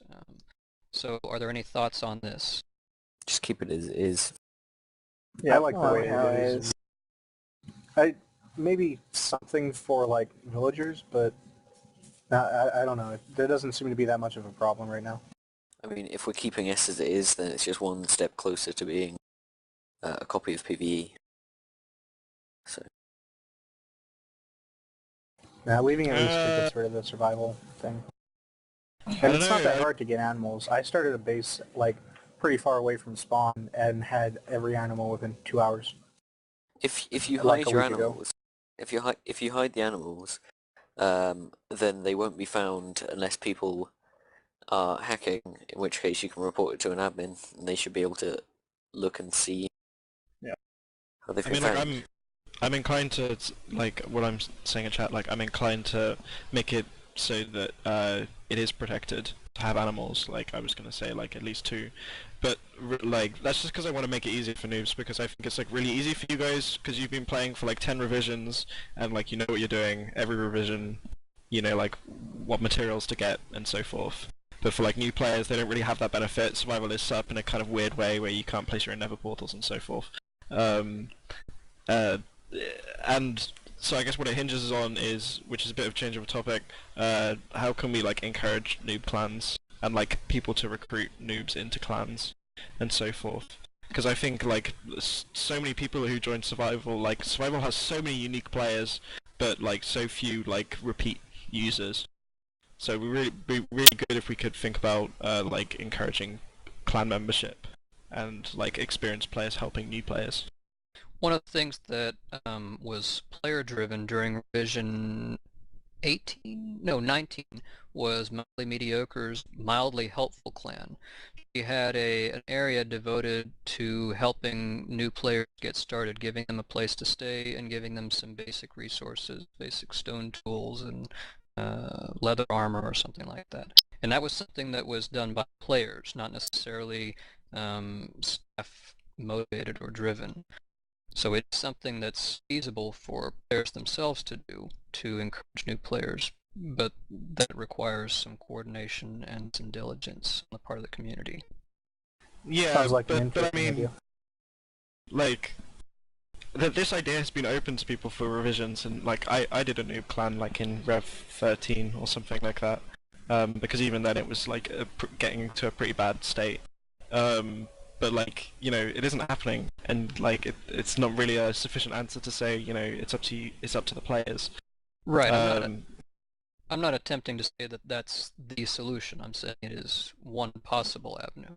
Yeah, it's true. It just I don't know if there's like some kind of endorsement you could do to new clans, like for new players you could like give them a message saying what new clans are available. Something that Totemo has mentioned is that there's an idea of social engineering versus gameplay mechanics encouraging certain behavior. Maybe there's some kind of plugins that we can use to encourage that behavior versus giving incentives directly. Or maybe there are specific incentives we can give under certain circumstances that would encourage new players to become more involved or to get involved in clans. Are there any thoughts on this specifically? My question is, why do I want to be involved in a clan? Because if you're, we're not talking about players in general, but I'm talking about like brand new players, and especially players that haven't had that much experience with Minecraft on other servers either. Like it should be possible to be able to be a brand new player to Minecraft and play survival. Yeah, so when a lot of players jump on, you know, they'll run around for a couple of minutes and do whatever they do, and then most of them will just log off. It's not something that being able to have people yell at you to join their clan is going to solve.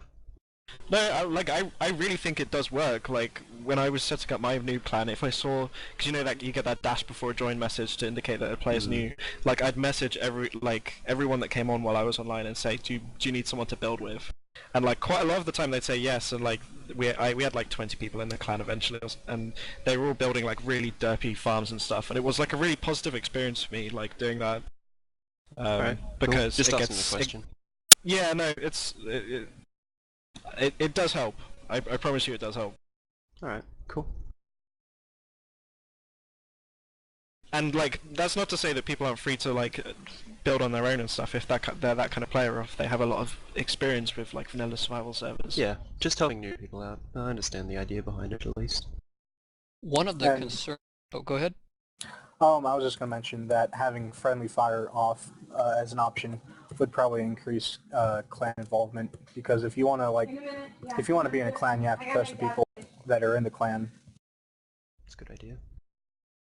One of the concerns that I've come across through playing on the servers in the past has been the idea of such noob clans or people running clans and encouraging new players to join their clan solely to take advantage of the inexperience of the new players, using them to break rules or to zerg, and frustrating a lot of regulars. Whether that's something that should be encouraged or looked positively upon or otherwise, I don't know. It's just something you'll sort of have to socially change. That's not something you can force the rule. Yeah, rule breaking is going to occur. Doesn't matter what we do. It's just how we handle it. It's going to be the problem. Or the good thing, either way. Some clans invite new players to mine for them and then just kill them, kick them out of the clan after they mine for PvP them. server. Yep. Yeah, but the friendly fire thing again might help that, and would build more trust in the clans. Knowing that you join the clan, there's no way they can really backstab you then. But Well, how then would it gives that... you an incentive as well. So, you know, you can go amongst those people as you are new and you're not having to worry about PvP just yet. Like, it gives you a sort of time span just to get used to the server. But how would that work with Friendly Fire if two clan members decide they want a PvP one day? Then Would one have to leave, or how would that You work? could obviously have toggles and stuff, like that's just a technical thing. That's not so much a detail we should get bogged down in. Someone decides I want to fight this guy, so they both confirm that they want to turn off the clan protection. If we were to do some sort of drastic change, like implementing a Civcraft type model, where the mechanics of the game do encourage people to group together, that would obviously have an impact on new players joining clans. Are there any particular thoughts on this sort of situation? I think that's a bit far in the future, really. Like, we need to try and see. I imagine that it wouldn't take but maybe a couple of days to just simply copy over the sorts of plugins that are on Civcraft. So, I mean, it may be far in the future and it may not be. It depends on the decisions that are made as a consequence of these meetings. I'm not saying that I want necessarily to have a copy of Civcraft, but if such drastic changes were to happen, then sorts of things will be affected. Well, yeah, but like the way it will affect it is so unpredictable at this stage.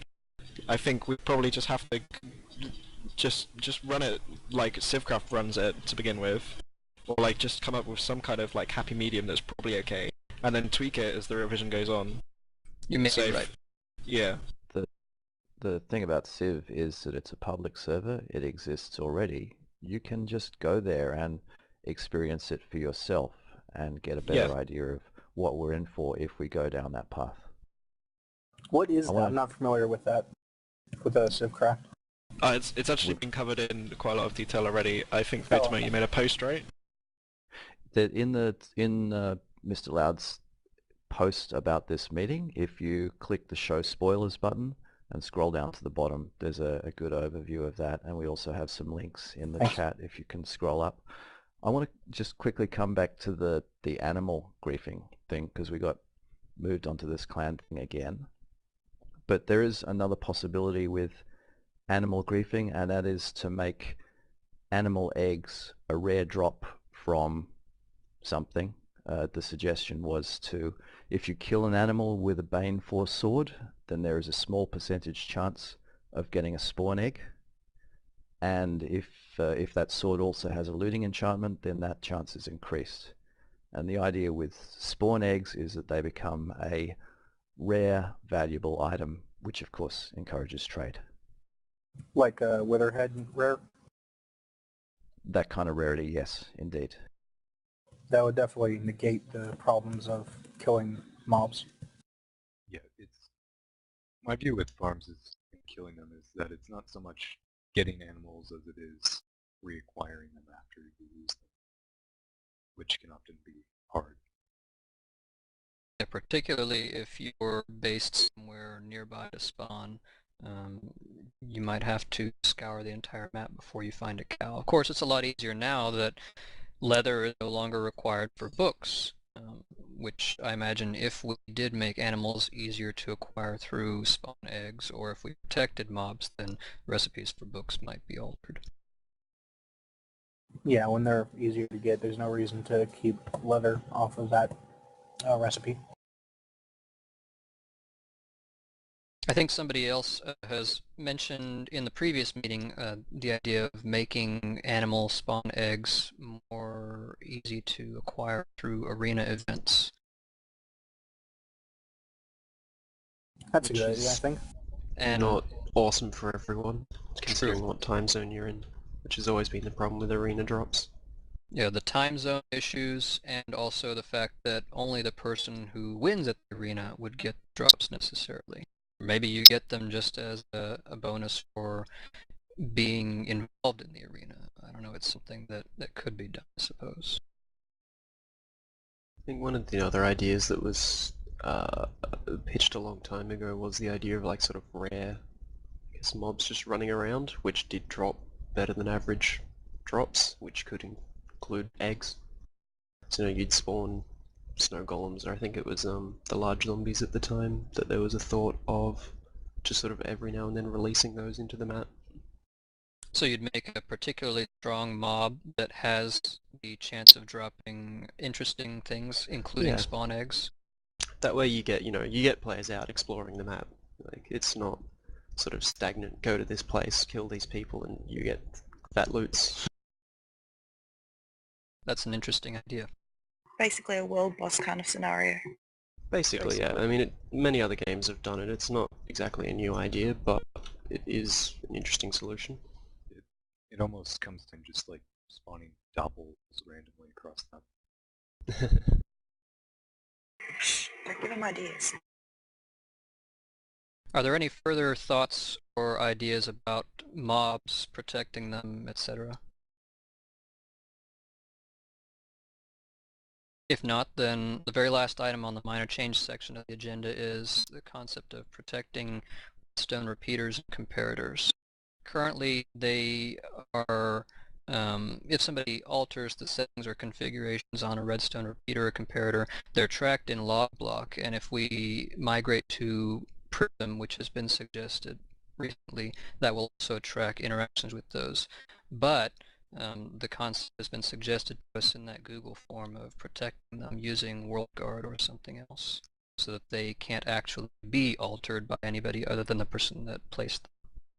I'd like that, because the only reason why you should be storing blocks is to either get through it or get to someone or something like that.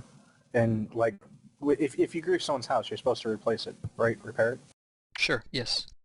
So it's kind of hard to repair redstone. So I think that I think you should just not be able to break them.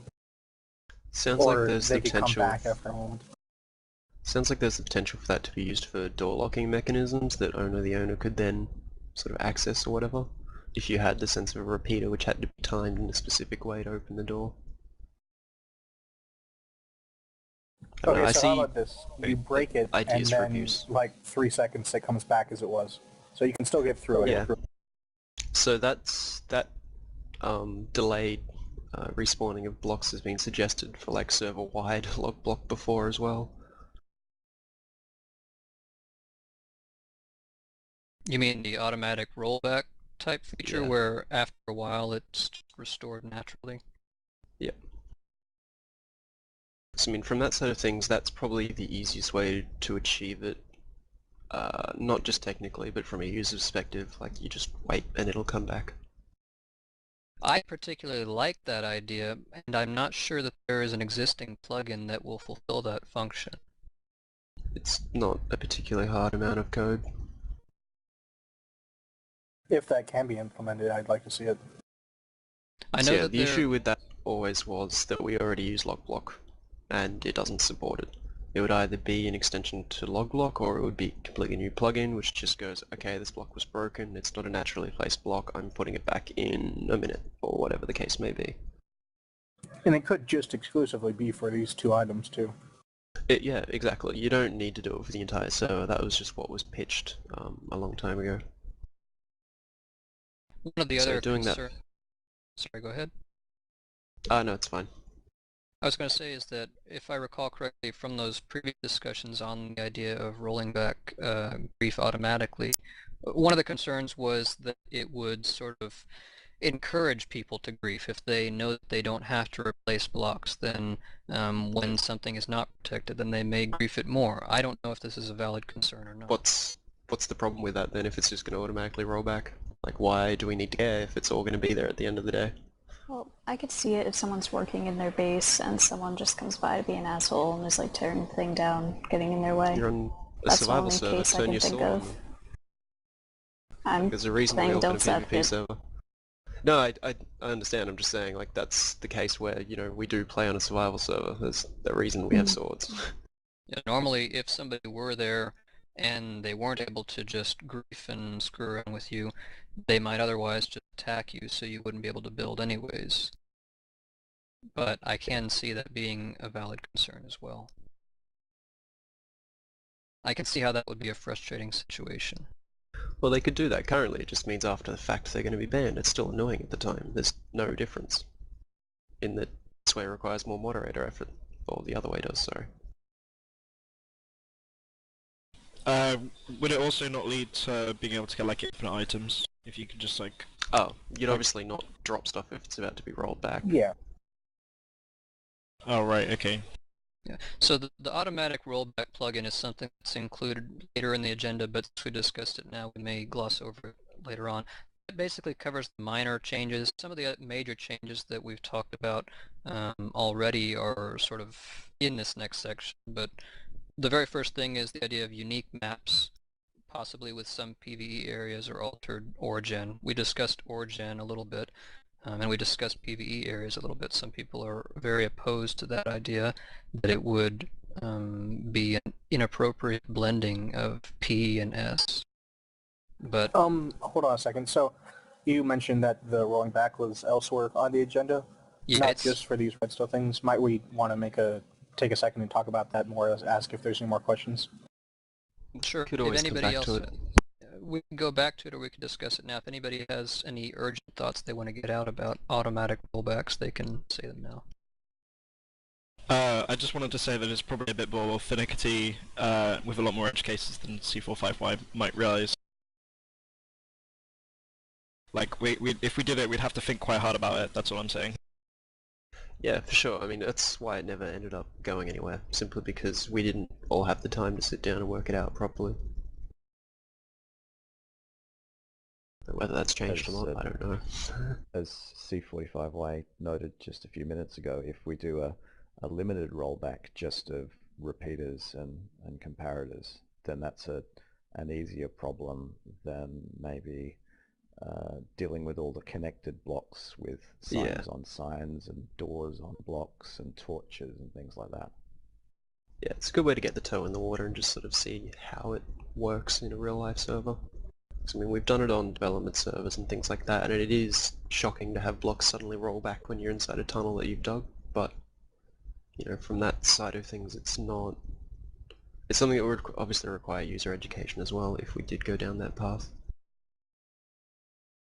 Well, as far as the user education, no idea how hard this would be to implement, but just on the side of being willing to do it or not, if you break a block that will be rolled back, you could just get a message in chat. Like, you just broke a block, it will be rolled back in 3, 2, 1 kind of thing. Yeah, that would work for redstone especially. Just, hey, you've broken a redstone block, it'll be rolled back in however long it is, and then just leave it at that. Don't give them like a countdown or anything. It's a bit overkill.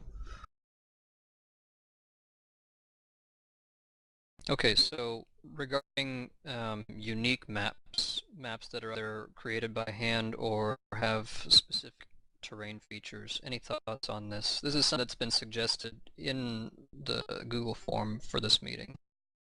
Some people have talked about having an area like in the center of the map with higher concentrations of ores and having PvP enabled in this area, or having certain buffs, and having the other areas or other parts of the map being less resource rich, or possibly having PvE areas where there's not as much of a threat. I don't like the idea of mixing PvE and PvP. I like the idea of it, but I don't think it would be very good for the servers. I think it would be really cool for the servers if you did it in an interesting way. Alright, yeah, if you found a way to make it work so that we weren't just like a copy of PvE, then I think that'd be really nice, like with another external plugin. But just having PvE zones like cities, I think would be awful, because... Really? I'm actually in favour of it, provided... I mean, we discussed this in the previous survival meetings, the unofficial ones, and people were generally in favour of allowing protection for things that qualified as public utilities, so things like railway lines, like arenas, like player-built arenas and so forth. Mm-hmm. Like food farms, things like that. I think that would be really fun, but if you want that, then just go to PvE, because they have all of that. Well, the only problem with that is that on PvE you don't have large areas where combat can occur. You're limited to a specific set of criteria. You can only have it in a 40 by 40 area where combat happens. Now that you do bring it up, having it in areas like rail lines and also in places like the seating for an arena, I don't know, but like those kind of places, having in those types of places might be interesting because when you try and kill someone when they're watching an arena fight, that's not really that's not a good thing to do, I don't think. And people could AFK on rails, then that'd be nice. And I think it would encourage things like just like general purpose building, and there would be a requirement that like you wouldn't be able to use it for like the railway to your clan, for example. Like it would have to be like a public utility. The best example would have been Lude's railway that he made revisions and revisions ago, which just went around nearly the entire map. Yeah, it was just general purpose for everyone. I just gotta say, if you're gonna do PvE regions, we have to give some thought about like safe zoning and stuff like that. There's a plugin that's used on a couple other servers that I've been on, where if you are in combat, like combat tag flags you as in combat for 20 seconds or 30 seconds or whatever. If you're in combat, then the no PvP protections don't apply to you. Like people can still fight you in the PvE zones. So you can't run into them and just hide. Yeah. No, I think it should be a huge amount of time as well, like an hour. That's actually something that was discussed earlier regarding PvE areas. I'm sorry. That's okay. That's my biggest concern with PvE areas would be.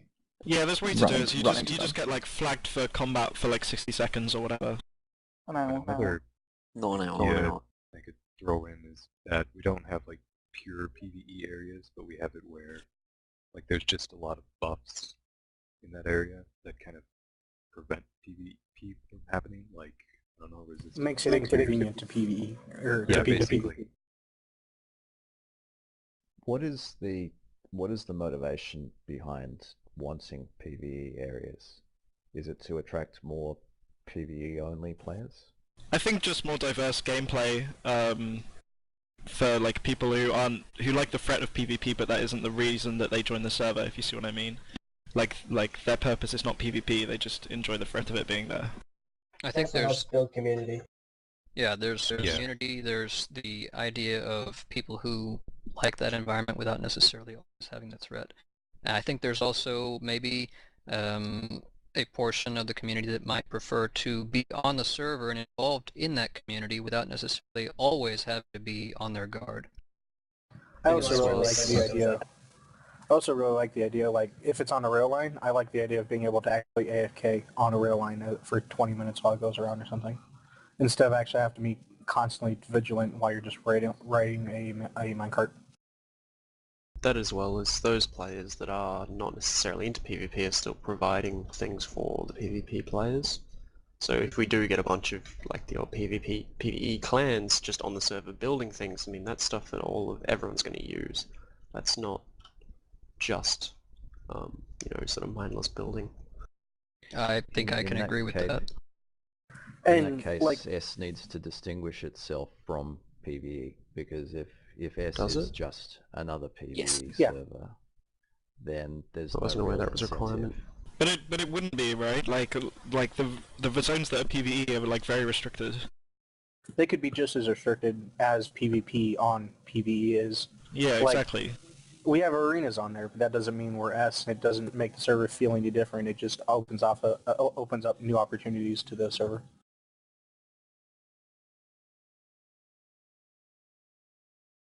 Just like this might open up new opportunities for S without making it feel different. Yeah, I think exactly. It would just open up the gameplay and it would allow you to take like more interesting strategies and do different things.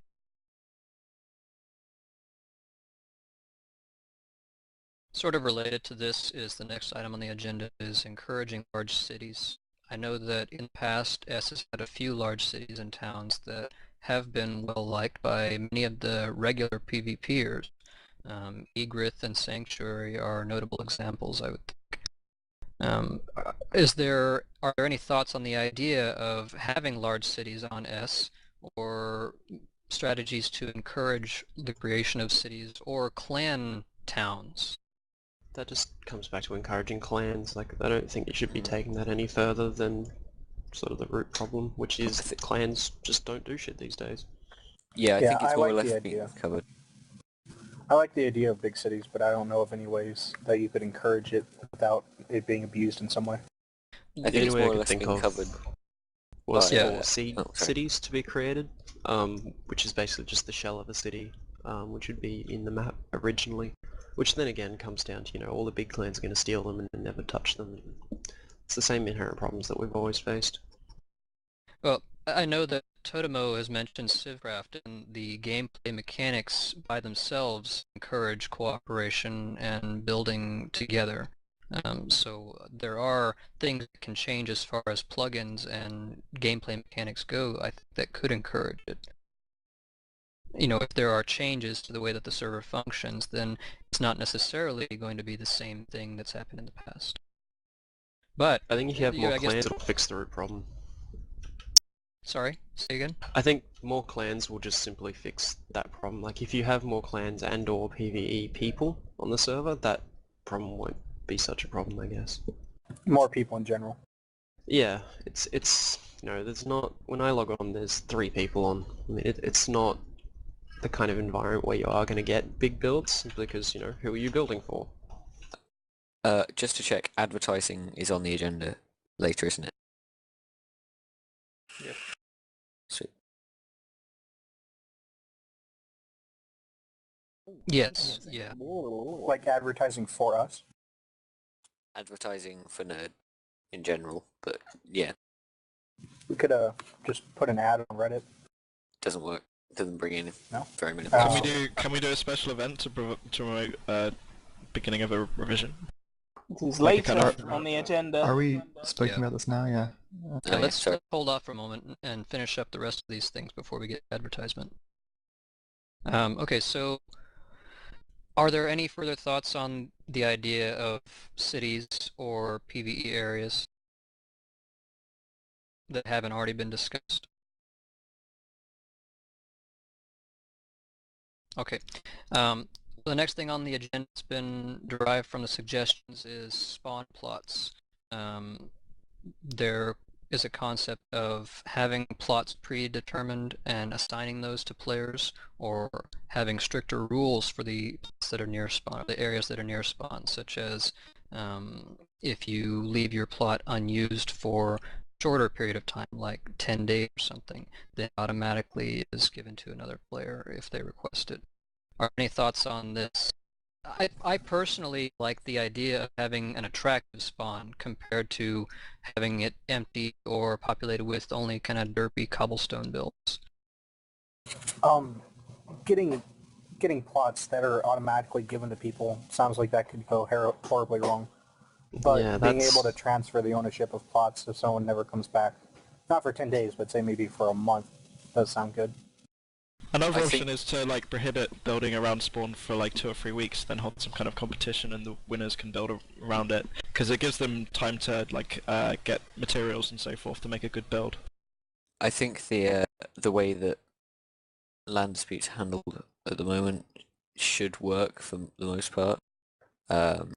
Like if no one's built on it for 2 weeks, then you contact the owner of the land. You say, "Are you going to use this?" If they don't use it, then give it, and they don't respond, then give it away. Like works fine. Yeah. That works, but it has to be followed strictly without any occasional exceptions. Fall down, come on. I think it should be done fairly, so that maybe if a plot, especially next to spawn, is becoming Run down. or not even run down, but like being about to be taken from the owner who isn't using it, that there should be some sort of like announcement or like bid for it or something, because as it is now, it's whoever's the first to notice that the person's been offline and submits a mod rec and says, I want this plot. And I know a couple people that have scooped up a bunch of plots near spawn and not really done anything with them, but they scoop them up because they say, oh, this person's offline for a week, or, you know, or offline for Well, it doesn't necessarily have to be bidding or auctioning or anything, but the No. people interested could just say, oh, I'm interested in this plot. They could speak about it, and generally they might be able to figure it out on their own. Like, it's not out of the realms of possibility. So let's say that you have two people who are requesting a plot. One of them requested before the other one, and they cannot come to an agreement about who should get it. What does the moderator or admin do in that situation? I didn't think that far ahead. I don't know. I think in a situation where two players are requesting a plot, it should probably go to whoever was requesting it first, and then just have it be known that if they become an act working on that plot, then it would just default to the other requester. Seems like the easiest way to do it. Yeah. I think it just needs to be down to whoever's handling its judgment, because I mean, Yeah. at the same time, there's people that have We have admins for a reason to make overarching decisions. right. There are people that have scooped up like hundreds of blocks worth of quote unquote abandoned property and not done anything with them, and they just like collect property. Yeah, there's a giant unused forest 30 blocks from spawn. Like just Yeah. up the road. And Like I I'm think as standing long next as to one now, there's just there's nothing here. I think as long Red Road. as you contact everyone involved first before making a decision, then it would naturally work itself out if you just make a decision. It's a taiga forest. It's actually I guess it's more like 50 blocks off the road. But also, there's literally there's a spot off of Red Road, probably 200 meters from spawn. I'm standing at it now, where it just drops off, and it looks like someone's claimed it and slightly farmed it, and there's nothing else here. Yeah, okay. I think there should definitely be Building code maybe. not building code. That's weird. Yeah. But I think there should be. So I've had people request, or I've heard of people requesting land, and the land request being denied because there's something that's built on it. But even though the thing that's built on it is a little wooden shack that's 5x5 and has 2 chests in it or something, and that was made, you know what I mean? Like, not just abandoned plots, but also plots that, or not just plots that were never used, but also abandoned plots. Non-active builds. So, as far as applying the rules differently or having slightly different rules about areas near spawn, is there any desire for anything to be different from what we currently have beyond the suggestion that we received in the Google form? No, I don't think No. I think there are more. Okay. Yeah, the current policy works as it is. Yeah, it's not a priority. Like, it could be done better, but it's fine as it is. Now, I imagine that if we implemented something like on Civcraft, where whenever you die, you're spawned in a random location on the map, then it would be a moot point. So that's something else, I guess, to keep in mind if we did that sort of deal. Okay, that sort of ties into the idea next on the agenda, warps and teleporting. In a few previous maps, there were warp signs that spawn that would send you to different locations on the map, sort of like what we have with nether portals now. But I guess it was a little bit more convenient because you didn't have to worry about the danger of traveling along the road in the nether. Are there any thoughts on this for implementation on the survival map? I absolutely hated the warps when they were in. I would be totally against adding them back in.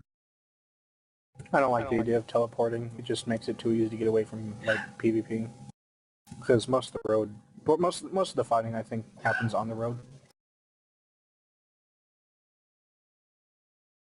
I'm sure that there would be ways to implement a timer or cooldown on using any kind of warps, or I imagine there would be. Maybe not with easy signs like we've got currently, but there may be. I know that there are plugins that allow for a timer or cooldown on teleporting.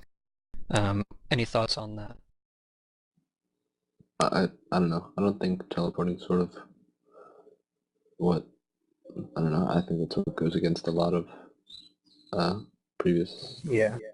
Teleporting would just make it so would in PvP. Yeah, as S is, I don't think teleporting should be implemented.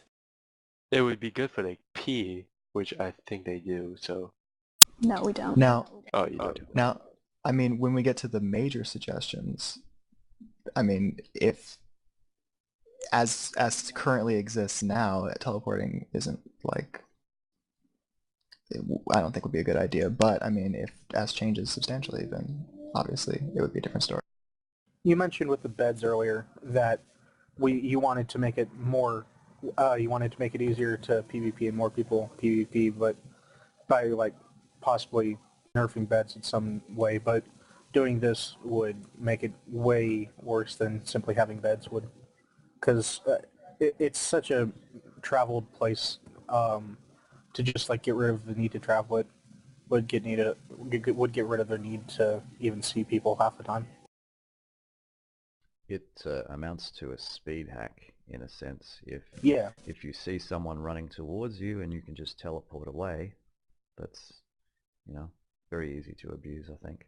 Well, that's why I mentioned the cooldown type thing, where you have to remain stationary for X amount of seconds before the teleport can function.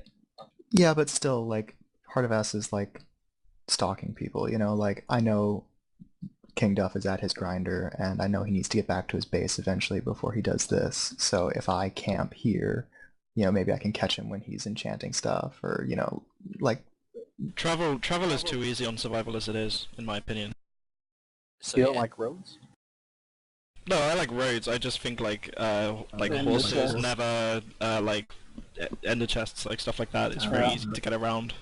End chests enable it so that you never have to carry anything on you. Like, whenever you travel, like if you're going grinding or something, you just never have to carry anything on you. Like, the nether traveling isn't bad because I don't remember whether it was, but most of the fighting happened in the nether then.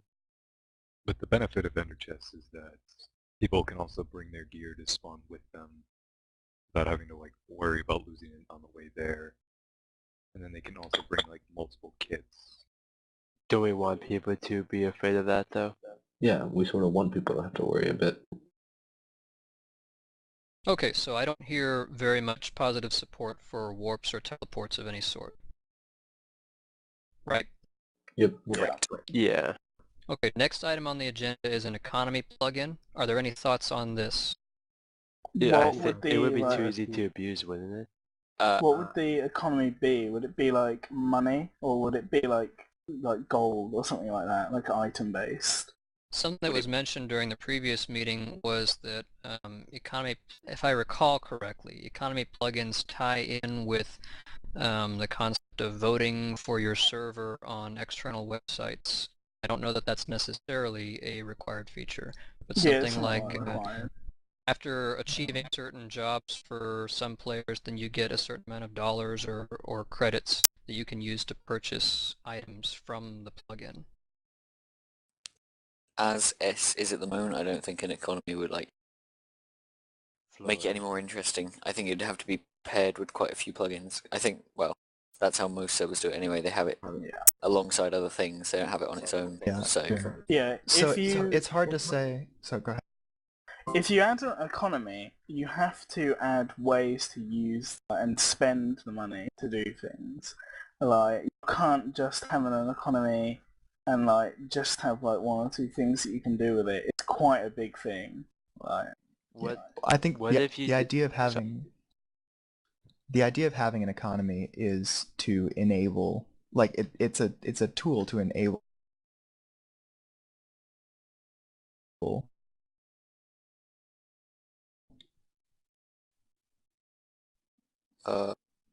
you're not talking. yeah, you're cutting out, Roast. Can't hear you. Still. yeah, you've gone quiet. Sorry, can you hear me? Yes. You're saying it's a tool to enable. Yeah, it's a tool to enable other things you want to do. So like money for the sake of money isn't really like the idea. The idea would be like, oh, you'd have a bounty plugin and then the money would be used with that. Or you'd have like, you know, I don't know, auctioning of valuable items. You'd have an auction house, and money would be a tool for that. So it's not really like standalone something that draws you to the server. It would be, you'd have it because you need it for something else. What if we made it so that if you killed someone, it would drop like an item that would be used in place of money? Like make it so like gold is like the currency. Well, it already kind of does that with heads, in a way. I mean, it's not really used that way, but it does offer that. And by the way, bounty, I do like that idea. One of my favorite servers before I came here had bounties, and it seemed to encourage a lot of PvP. If you want to kill... Oh, sorry. You can make it to where, like, just killing someone when they don't have any armor and are unprotected is kind of not so good, but you can make it so the bounty can only be collected if they have armor on and stuff like that. Make it so you lose money if you kill someone without armor. Yeah, that might be interesting. No, people already strip their armor off so that they don't lose their heads right before they die. If you could steal someone's money by stripping your armor before you die, that seems worse. I was just saying that to prevent like killing new people, but then I thought, oh, they could be carrying good stuff on them. So yeah, that would be good. Logically, an economy plugin is to tie in mechanisms, value mechanisms that are outside of the normal gameplay, because Minecraft already has the possibility of trade. Items have different values, therefore you can base an economy on that. It's really about what can you do outside of the gameplay and put value on that. It's an assist to other plugins, yeah. Like, right now, as vanilla Minecraft is now, you could get every item except for maybe a beacon in 2 hours. And the economy would only quicken that. And it could break probably easily if you're in a clan. I mean, yeah, like I said, it would be for other things. It would be if there was a bounty plugin or like an auction house or something. And even if we don't go with an economy, we could still have a bounty plugin just based on diamonds. Well, discussing an economy discussing a bounty plugin is another issue. Okay. Well, I mean, I don't know. Is it on the agenda? I just thinking Can we that put it on there? A bounty plugin is not on the current agenda. I don't believe it's included in the suggestions that were sent, but it does seem to relate to an economy plugin. Well, I'd like to include that then.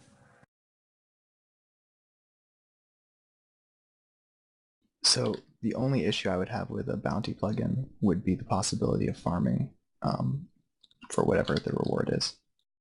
You know, if someone hates me and puts a huge bounty on my head, and then I just say, "Hey, kill me so we can split the bounty." Roast, do you remember the bounty plugin that that we like sort of thought of, like there was a lot of people on the channel? We did, but I don't think we ever got to a point where it wouldn't be farmable, did we?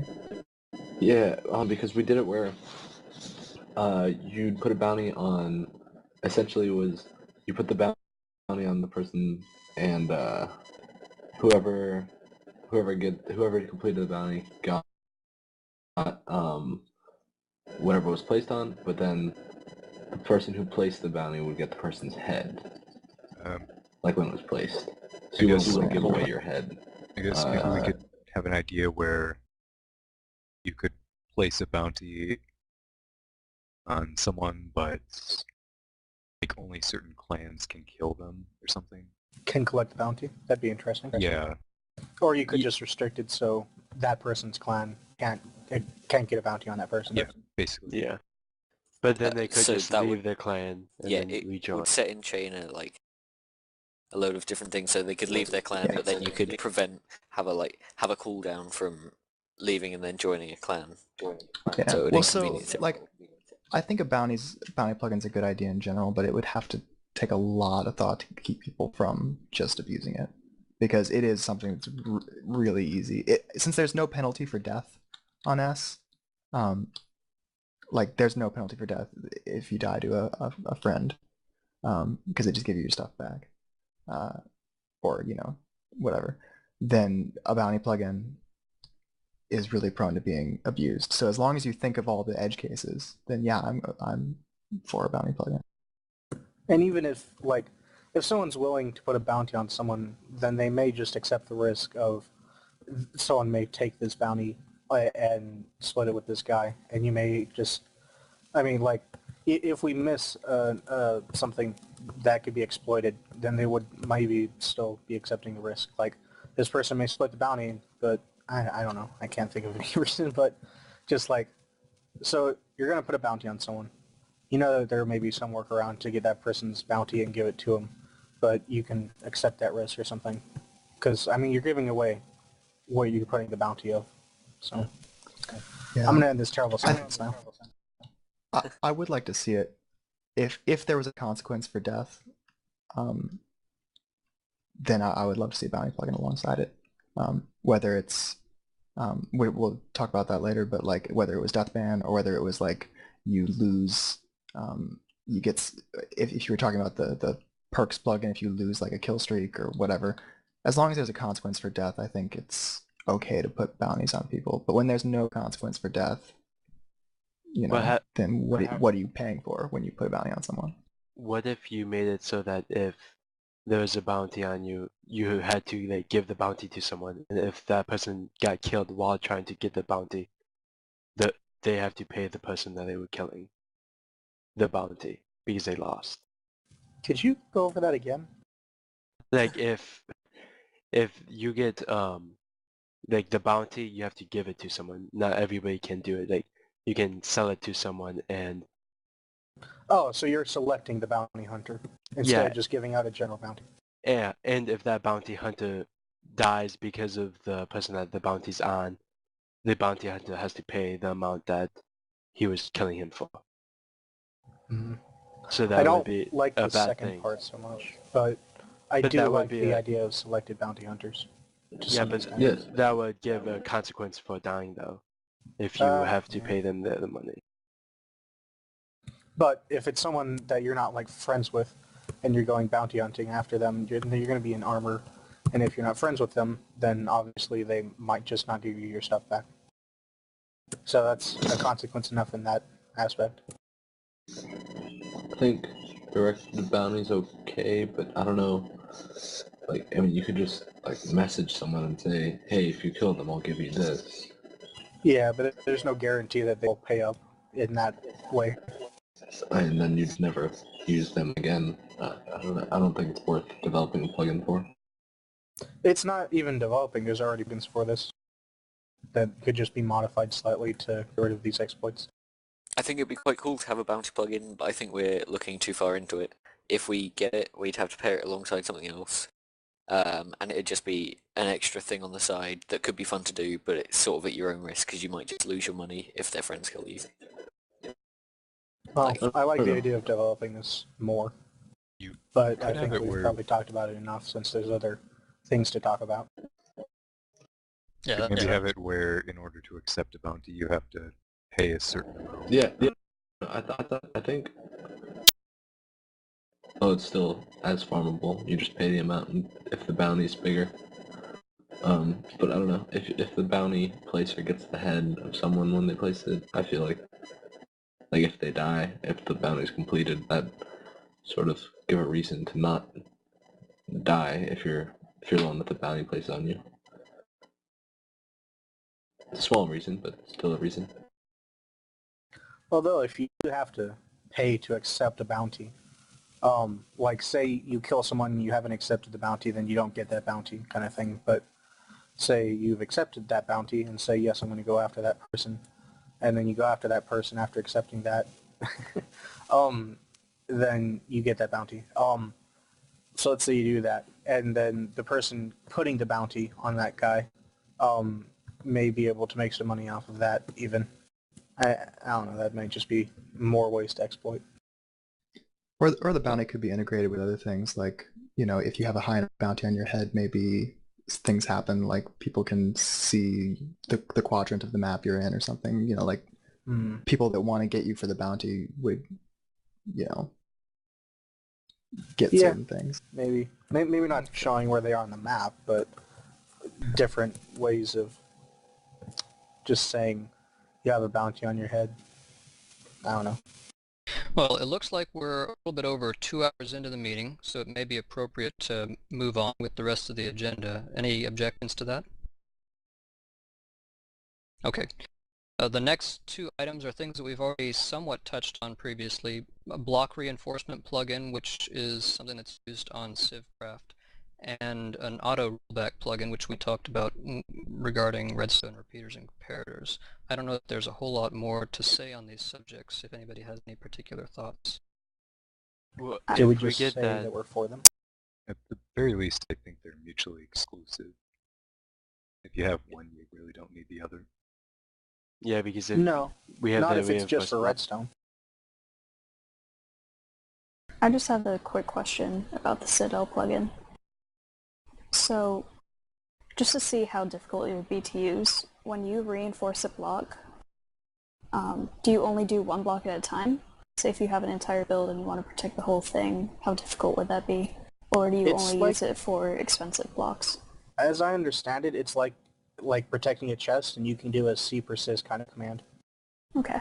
Yeah, I think you can have it automatically take from your inventory. Like you can't do it for a region, but you don't have to type in a command each time or that kind of thing. You can just go and click on the block like you would a chest. Okay. Would you have to buy the blocks, or could you make them? Well, okay, so let's say I wanted to reinforce some block in my base. Then you type in whatever command it happens to be. I don't actually know what command it is, but you type in that command, you select what kind of thing you want to reinforce it with, and if that's in your inventory, like I think the levels are like iron, diamond, stone, or cobble kind of thing, and each one protects it to another reinforcement level. So then it subtracts that from your inventory, and that block's protected. So you Okay. mine them, yeah. So you have to get it yourself and all. Okay. Yeah. Any other thoughts on these 2 subjects? Nope. Okay, then the next section of the agenda is community involvement and communication. The first item there is having greater community involvement in server plannings. One of the suggestions was that we attempt as staff to encourage the community to engage more in the development of the server, sort of like what we're doing now with this meeting, where we are discussing and brainstorming ideas for how the server might be changed. Are there ways in which we can encourage more participation, or is that even a good idea? If done correctly, I think it's a good idea.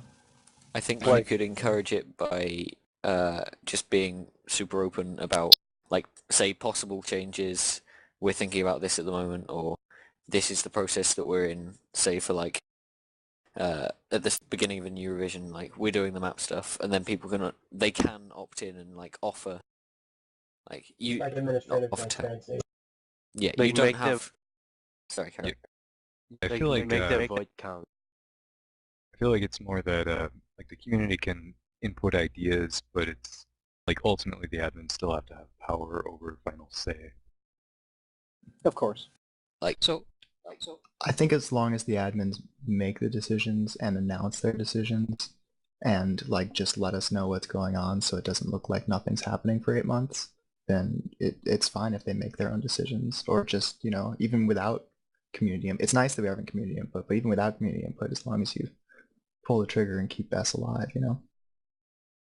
Some of the things that were mentioned in the previous meeting were submitting builds or submitting pull requests for plugins that the players themselves with technical abilities develop. Actual content that can be used to help better the server.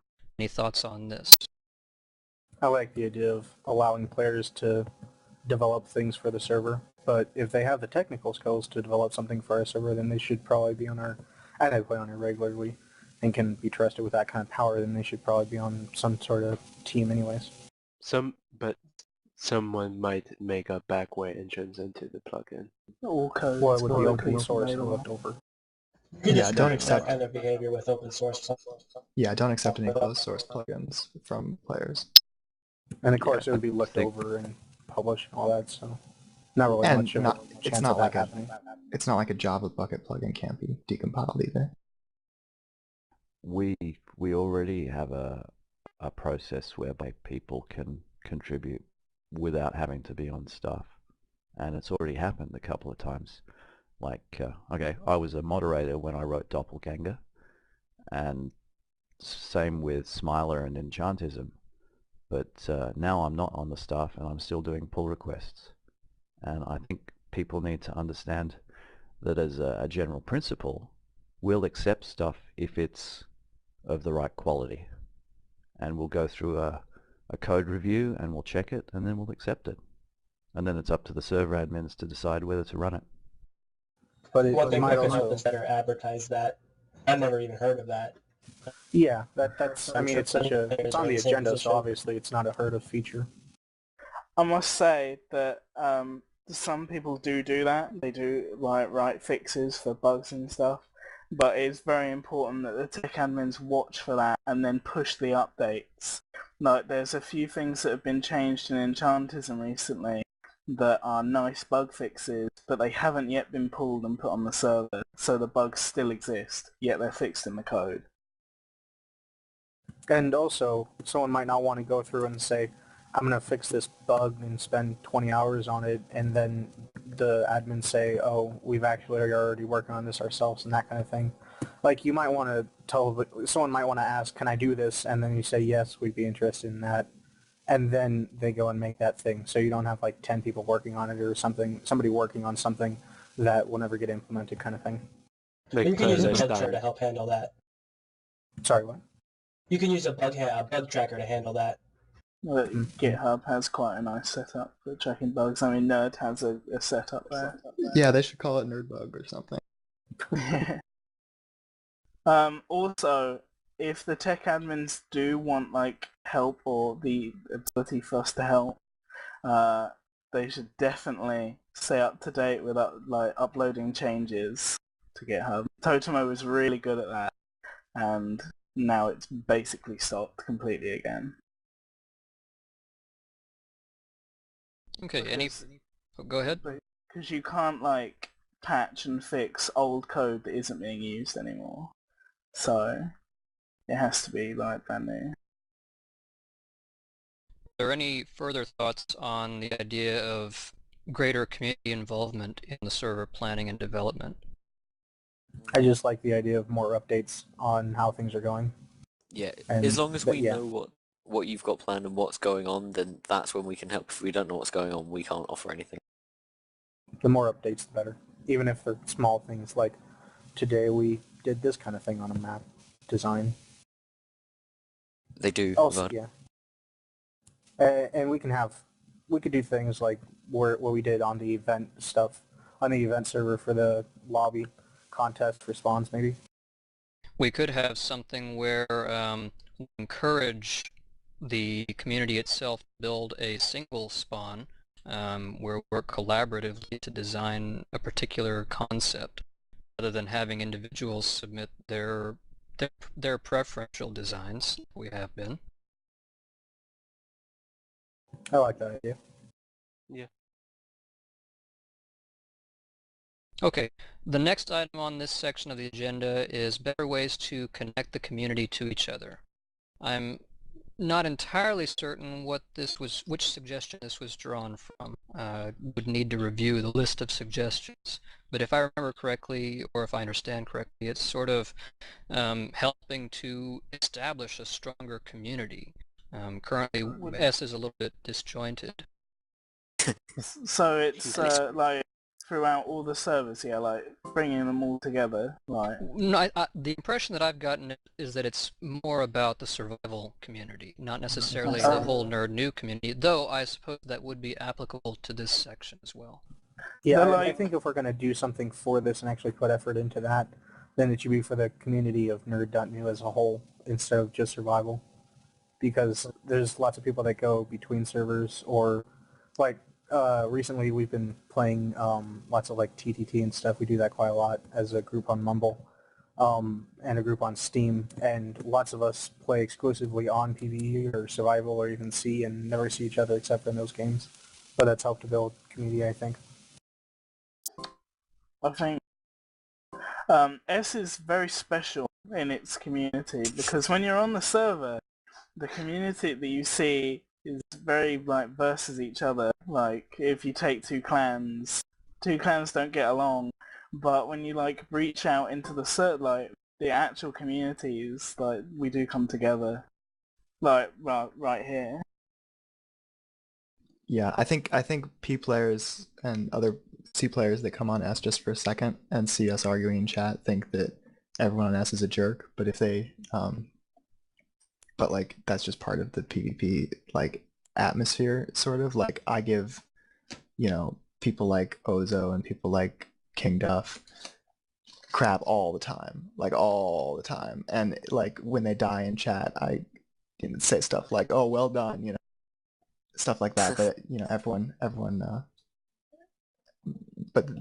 knows that it's not like, you know, whatever. I think that Ihi made an interesting point about morale. I've noticed that there is a fair amount of demoralization and perhaps spreading of demoralization, intentional, unintentional, among the survival community. And I think it's really inspiring that so many people have come together for this meeting and the suggestions that were submitted to it to help improve it. Are there any ways that we can help to promote a more positive morale in the community as far as optimism? How long have we heard S is dying or S is dead? Is there a way that we can sort of move beyond that? I think that's always going to happen for a while. I actually disagree. I think that you could definitely improve morale, and because people think that S is dying because they come on and there's no one playing, and then they say, okay, well maybe the admins are working on something, and there's no peep out of the admins. There hasn't been for 8-9 months now. So like, are they working on something? Are they going to do something to turn S around? Like, you can see that S is having a problem because there are 0 people online, or there's 0 to 5 people online. So it's clear that there's a problem. So it's not really a matter of morale when people say, oh, S is dying, like it's just an objective fact. So like, but what would boost morale would be to see that something's being done to fix it. So like if like this, and this is a great example, and I'm really happy to see this, but it's the first thing to come out of the admins in the last eight months. So like that's why the morale is so low, because we think that nothing's being done, like just nothing is being done about it. And you know, there have been meetings before where people give a bunch of good suggestions and then nothing happens. And to be fair, those weren't run by the current batch of admins, but you know, it's been a while since, and I think the better openness would encourage that, where someone says, hey, you know, we recognize, we hear you, we hear that you guys are upset that the server's on 172 even though 179 came out more than a month ago, like, and we're definitely working on it. And that's all that we need to hear, is that they're working on it, that people haven't just wiped their hands of the server, and that the S admins aren't more interested in playing TTT or more interested in playing than they are fixing survival's problems. Just an acknowledgement that it is being worked on. And that goes back to just giving out more updates in general. Like just saying, today we worked on this kind of thing, and more progress, report, that kind of stuff. Any further weekly update? One thing that might be beneficial is to make the admins a little bit more accessible to speak to, because especially for a new player, sometimes it can be a little intimidating, potentially trying to discuss a issue with a high-level member of the staff. So it might be something worth looking into to try to make it more accessible for them to be contacted. If that makes sense. You broke up a lot there, so you might want to repeat yourself. At least for me, anyway. Yeah, just making... Wait, was it only for me? Well, Oh, I've heard him. No, I heard. Oh, well, just making the admins more accessible to speak to, because apparently, I'm I trying. think he said it was intimidating. Not necessarily intimidating for everyone, but potentially for a new not know exactly how everything is handled in terms of the administration, or they just may be shy or something. It might make it a little bit more easier for them certain issues if certain members of the staff were more accessible, whether it's something through like email or just more presence on Mumble.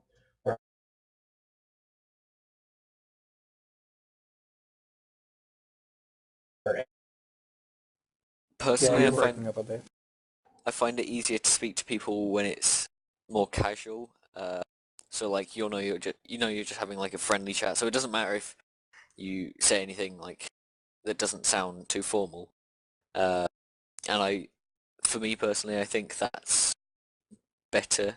So if admins are more approachable, and they're seen as friends rather than carers or overseers, then it'll probably be easier for us to cooperate with them to make the server better and stuff.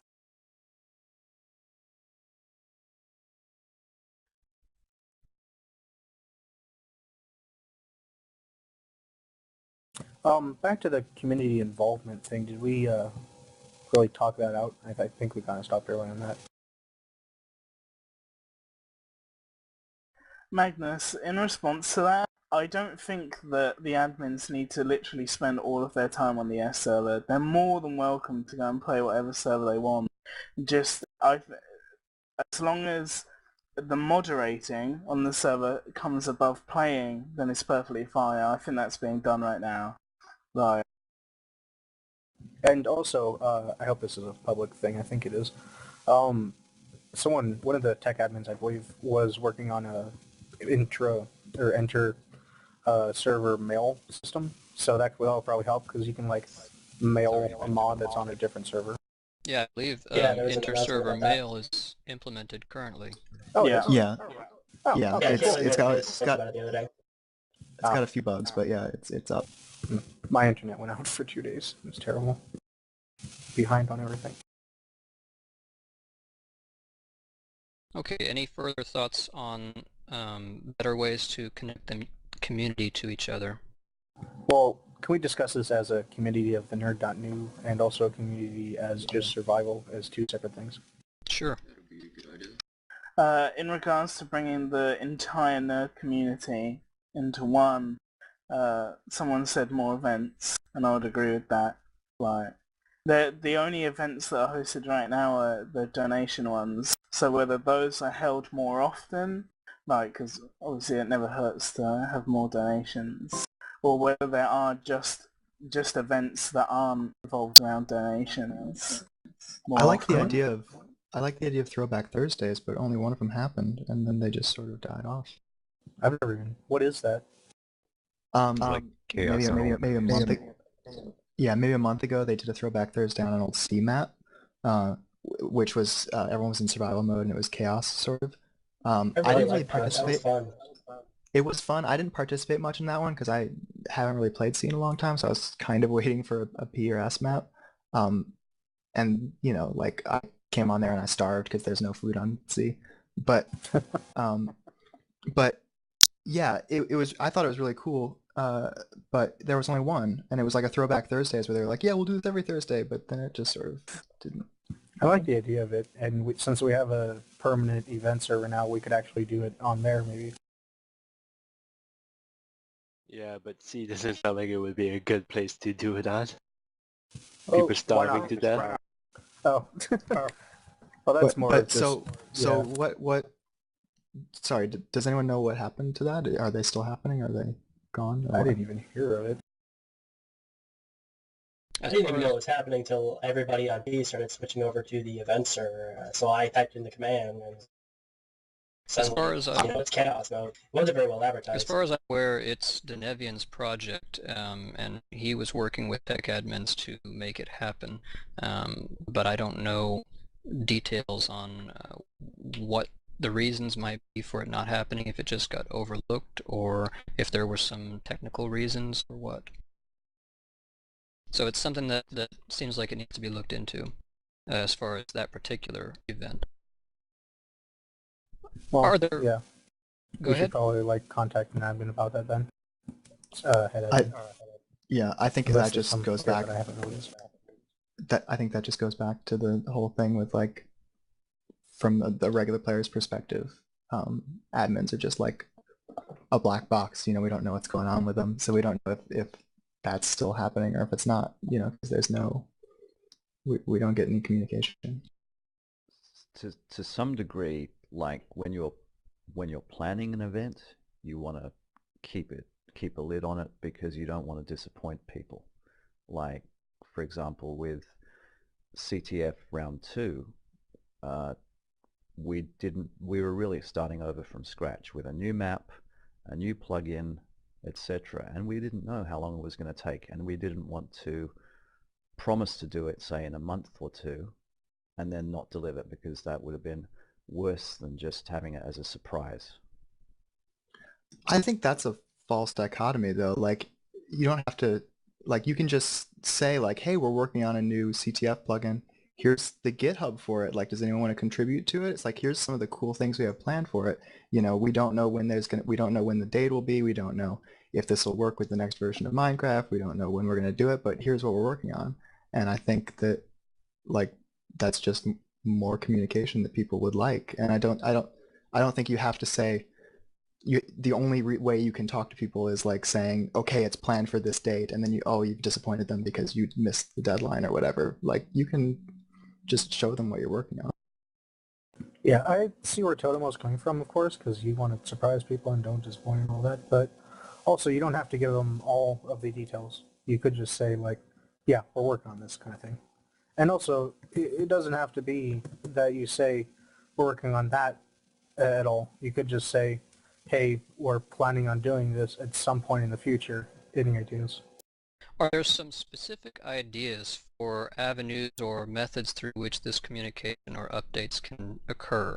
Like, how can I, as an admin, regularly communicate the kinds of information that players want? Should it be through the subreddit? Should it be through a forum thread post and just updated, or something else entirely? Well, let's give an example. Like, let's say you're working on the next SREV or something, right?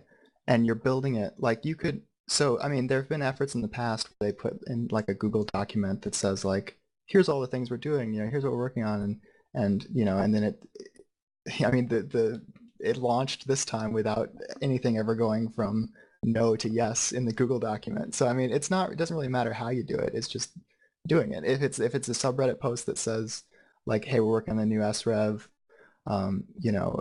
we've done this part of the map, or we're working on this, whatever. Like, as long as there's some sort of update. I think what Magnus said in a chat was really important. To be a player rather than just an admin. Like, we hardly hear from you outside of admin-related things.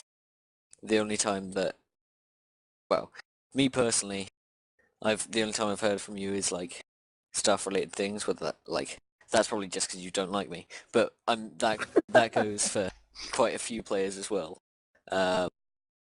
You don't really speak to them about just like being friends with them. I think that's part of the struggle that I've been dealing with when I became an admin. I tried to play on the server, and then admin stuff just sort of kept on coming up. It's very difficult, and I know that in the past, for example, when Therine left, she made a big post about how challenging it is to be a player and an admin at the same time. So it's something that it's difficult, particularly when you have real life things going on too. And if you have people who are angry at you and always saying how terrible a job you're doing, it's very stressful. But it is something that I and perhaps Redwall and Mr. Lau can make a stronger attempt at, being more involved as players primarily on the servers rather than admins. To give one other possible perspective, sometimes admins are accused of not being impartial. So whenever they're involved in the game as a player, that raises the opportunity of accusations of not being impartial. So that's a tightrope that admins have to walk. That's true, but at the same time, again, if there was more openness about it, then if you had a situation like that, where someone says like, oh, you know, you made this decision because you're friends with that person. If everything were out in the open, if people could see modrecs, for example, or maybe just selected modrecs, where they say, or modrecs. No, At least for no, PvE. No, nice one. No, that's ones. But like, so you could see a land dispute or something, and someone says, "Oh, you were impartial about this." If the decision making was more open and more like in the daylight, you could see like, oh, he spoke to this person, he spoke to this person. Here's what they both said. It's clear that he just made the decision. You know.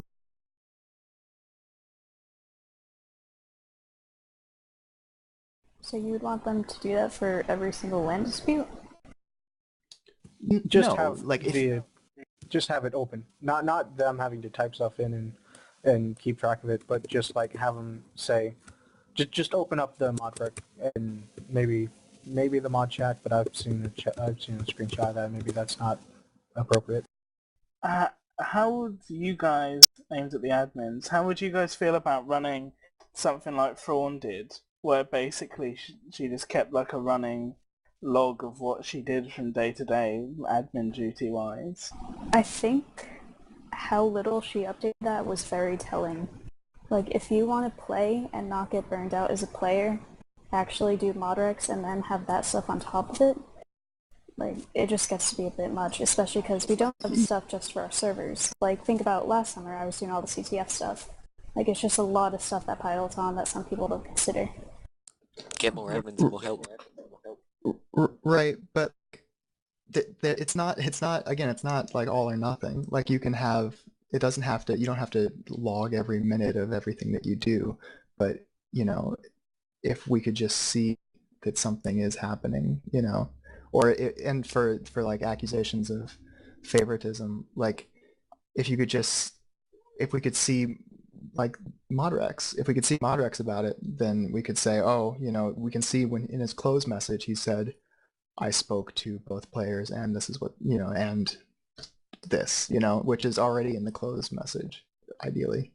And, you know, just keeping, and with things like IRC or with things like the forums, you know, kind of keep as much out of like mod chat private or IRC-mods, whatever, as possible. It doesn't need to be in there, you know, then the community can feel involved. If it's something sensitive, then sure. But like, I know plenty of admins and tech admins who only join Reddit MC -mods and don't join Reddit MC, you know, and first of all, that makes it hard to get a hold of them when you're trying to report a bug or something. But the same sort of thing. Like, if the communication doesn't have to be private, don't make it private, you know. And another thing, like, maybe the admins handle it the way they're doing, and if someone, and they play more, and if someone says, hey, you're being biased about this, then you open it up. So you don't have to open it up every time unless it becomes a problem, and then you open that individual one up. That may be a lot easier. Just to add, keeping a log of any like major decisions, any major modrecs may not necessarily be a bad idea either. You don't have to do every last little, like every time someone makes a modrec about water flowing or something like that. You could just ignore that in terms of logging. Anything really big wouldn't necessarily hurt. Just like write down the decision process and everything so that there's a record of it if something comes up. Well, there is that record right now, isn't there? Not public, but I'm sure it still exists. Well, this issue came up before when a mod that had been asked to step down decided to come back, and when they had been asked to step down because of abuse, none of the admins remembered that because they were all new since then. So they just saw him as an inactive mod coming to step back up to want to play again and remodded him. And I think that's a problem with record keeping as well, because no one remembered that this person was asked to leave. Okay. Are there any further thoughts on the idea of better ways to connect community to each other? Well, there's in general. Okay, so this connects the individuals together, but it probably not in the way of playing Minecraft and all that, but just in general. So we've recently been playing a lot of other games as a group. This group, if you'd like to join in chat there. And I feel that that's probably connected a few people to the community better, as like myself too. There's also an official one besides the one you just linked that's been around for years that a lot more people already joined in. Oh, can you link that? 1 second, let me try to find it in the group. Okay.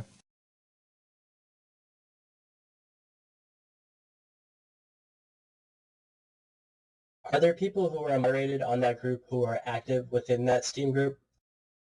The one I posted? Both of them. The one oh, that's, okay. Oh, I'm actually in that. I didn't realize. The one I posted, I think around, there's around 50 people on there right now. I think around 35 of them have played in the game with us in the last week. Well, I'm talking about like moderator or operator privileges in terms of moderating the community as well as creating events. Unless events part is something new, I don't have very much experience with Steam groups, so I don't really think know much members about how can they operate. create groups of it. Like, Tweezamod on there, and she'll make an event and invite people, and we have play a game.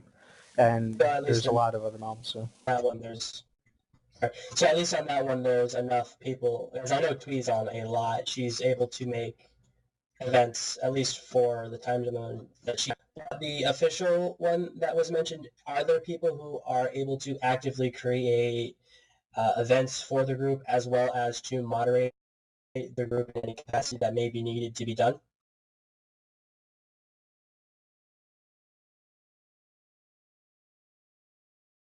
I can see the official group being unused if nobody's around to organize events or to like schedule things happening. Yeah, I think the I don't official even know group that is this just a collection of like so you can look at the member list and say, oh, there's Dragonlow, I haven't seen him in a year, you know. Like, and maybe just say, hey, that these sort of- people are on Steam kind of thing. But I haven't seen anything happen with this Steam group for so long that I forgot that it existed or that I was a member of it. And I think I've been a member of this for like 2 years now. But yeah, I haven't seen anything come from this group. But it's a great way to say, look at these people. Oh, these people are like, these people have these Steam names from... It's a way to get people's Steam names, pretty much, I guess. Yeah, but it may not hurt to organize some small events through it. Like if we want to, as a community, want to get together and play Team Fortress 2 for a couple hours, you know, using the official Steam group may be a good way to organize that. Yeah, I enjoy that happening. Any other thoughts on the subject of better ways to connect the community to each other? Okay, the last item in this section of the agenda is player conduct. This is derived from another of the suggestions that was submitted to us, and I think it sort of revolves around the idea of the sort of culture and perhaps trollish nature of chat on survival and sort of attitude that we as a community have. Are there thoughts on this? I like the general attitude in chat most of the time, but it does walk a fine line between harassment and trolling than our other two servers. But if you can stay on the right side of that line, I like the way that it is now. Yeah, I think it could be moderated better. So, say someone is trolling or harassing someone in chat, or it's on a fine line, rather than just banning them and like being like, oh, we don't like people like you in our community. Speak to them and let them know what they're doing wrong, in a hope to make sure like they improve. Like banning them generally with the types of people that you get on this, if you ban them, then they're just going to rebel even more. I mean, that's generally what I'm like. I mean, that's what Shanty's like. There's like quite a few of the S stereotypes. If we're getting told off for doing stuff that we disagree with, we're just going to do it more. We're children. Just a tad. I like it how it is. Yes. I don't think there's a problem with the atmosphere on this. I think it's not very friendly to noobs, which I think is an issue. But I think it's that really not friendly to anyone who's not in the group, as is. So I think any PvP community is going to respect people that PvP well and sort of rag on people that don't. So maybe it could be toned down a bit, but I think that that's just a result of it being a competitive atmosphere. It's part of it, but it does seem like it is a little bit. The word's not antagonistic, but. Do you have any like examples of that? Because like I had this conversation with someone else, and it turned out that what they were really upset about was that animals kept getting killed, like over and over and over, and they thought that that was harassment, which it may very well be. But you know, I think there's the issue where people like follow the rules and, you know, antagonize you to try to get you to PvP with them versus like actually hating you. Which there's very few people that actually hate each other. Yeah. And again, that's a very fine line. Like, yeah, that's why I don't want to say it's antagonistic, but like on a PvP server, if you're gonna have rivals, you kind of have to antagonize people. Like if you don't have a rival, like, who are you gonna fight? It's not even like rivalries. Like some people will go after guys who've just gotten on the server. Yeah. I mean, I personally haven't seen that, but like, yeah, if you see that, I think that's definitely an issue that would need to be. And if it looks like harassment, maybe there's just mod a rule against noob killing or something, you know? Like, well, this was brought up before with the like if you keep killing people. There was this thing at a meeting way back when, or maybe even the last one, where if you were killing, they discussed whether to debuff for excessive unarmed kills, but. Well, we used to have a PvP timer still back on? Yeah, we used to have a PvP timer. I'm not sure why it was taken off this revision, but it was. We had it one rev or 2 revs ago. I think what they said, Tornado, I think what they said was that they would take it off for the first few days of the map where everyone had nothing, while people are getting land claims and stuff like that, and then they put it back on within a week or two. That never happened. I think that was last rev. I don't remember seeing anything. I'd love to see that. I'd love to see that come back as long as some of the, I mean, it has some bugs, but as long as the bugs are fixed, then I mean, I see no problem with the PvP time.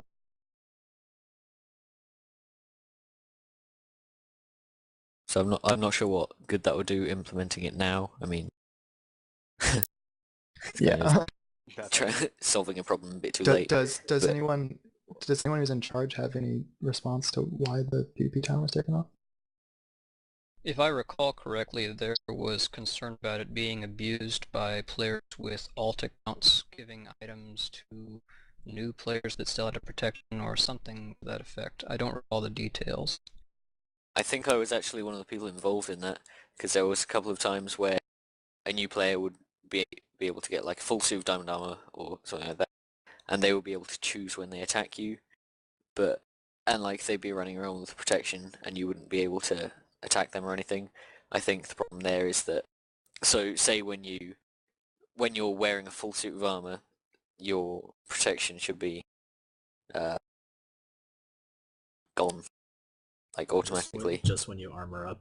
That's an example, but so like it's up to a certain point, but once you've progressed enough, and you'll get a warning in chat say like, I don't know, we'll say if you put this armor on, your PvP timer will go, and they'll be able to make the decision. Sounds like the PvP timer is something that could be resolved with technical changes. Yeah.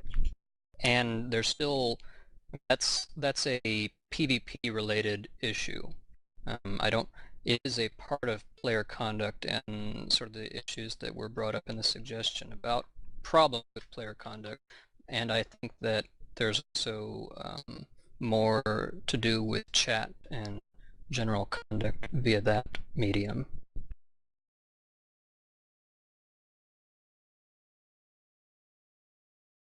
Are there any thoughts on this? Any further thoughts on the subject of player conduct or culture or attitude changes or issues on the survival server? Nope. The only concern I've heard brought up was killing noobs, which is how the conversation got to that. But if there's any other issues with... I think like- it's more just like, if it looks like harassment, even if you're not sure, then report it kind of thing. Other than that, I've never seen anyone in chat in S look like they're being harassed. Yeah, I've never seen that either. Yeah, from what I've seen, it's a very rare occurrence. But like, if it does happen, hey, report it and let the mods decide. Yeah. I've heard it repeated a lot that it happens, but I've never actually seen it happen. And it might like happen via private message too. I mean, I can attest personally that I've seen mod recs about harassment and investigated and determined that they did occur, and some of it seems to be glossed over by some of the moderators rather than others. So what happened in the instances where you've investigated and there has been harassment? What happened to the players? How was it Then treated? generally either the player was warned, or I actually don't think I've ever banned anybody. I think that when it's happened, I've warned the players and told the person who was the recipient of that treatment that if it happens again to report it. And But- a mute in general chat might also be appropriate for that, Right. instead of just a warning.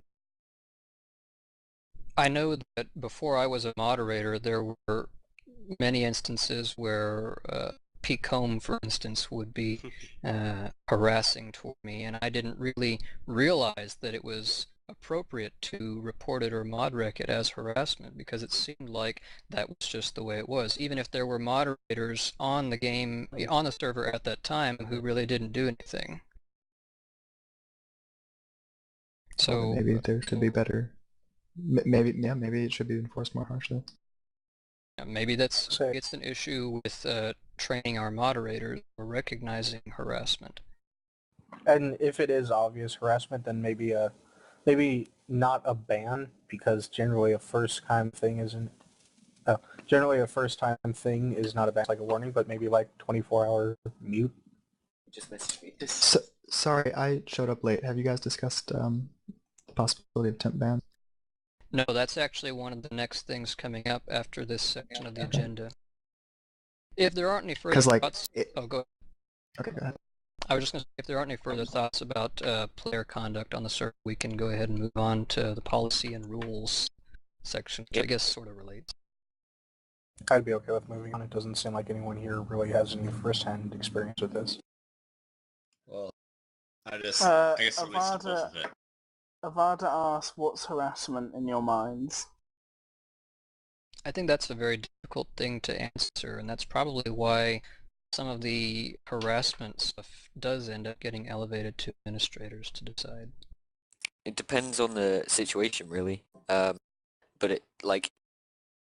if the victim is really getting fed up with what the other person is doing or saying, then just step in and speak to the other player. I think it's pretty simple, really. It can be anything. If the other person is getting really frustrated with it, and it's upsetting them or annoying them, to a point which they might do something that they'll regret, or they might think the server's a waste of time. I mean, I've heard people talking about wanting to make others rage quit by camping base an extended period of time. I mean, I'd say that's harassment. Yeah, that's for sure. To me, that seems like something that, while it is based in PvP, the intention is not to have fun playing a game, it's to cause others emotional frustration. Yeah, in that point, your intention is to make the game unpleasant for someone else. Yeah, but that's part of survival. You can't just say, immediately... No, but the goal is not, honestly, if you're playing a game to make somebody else not enjoy the game, that's kind of an issue.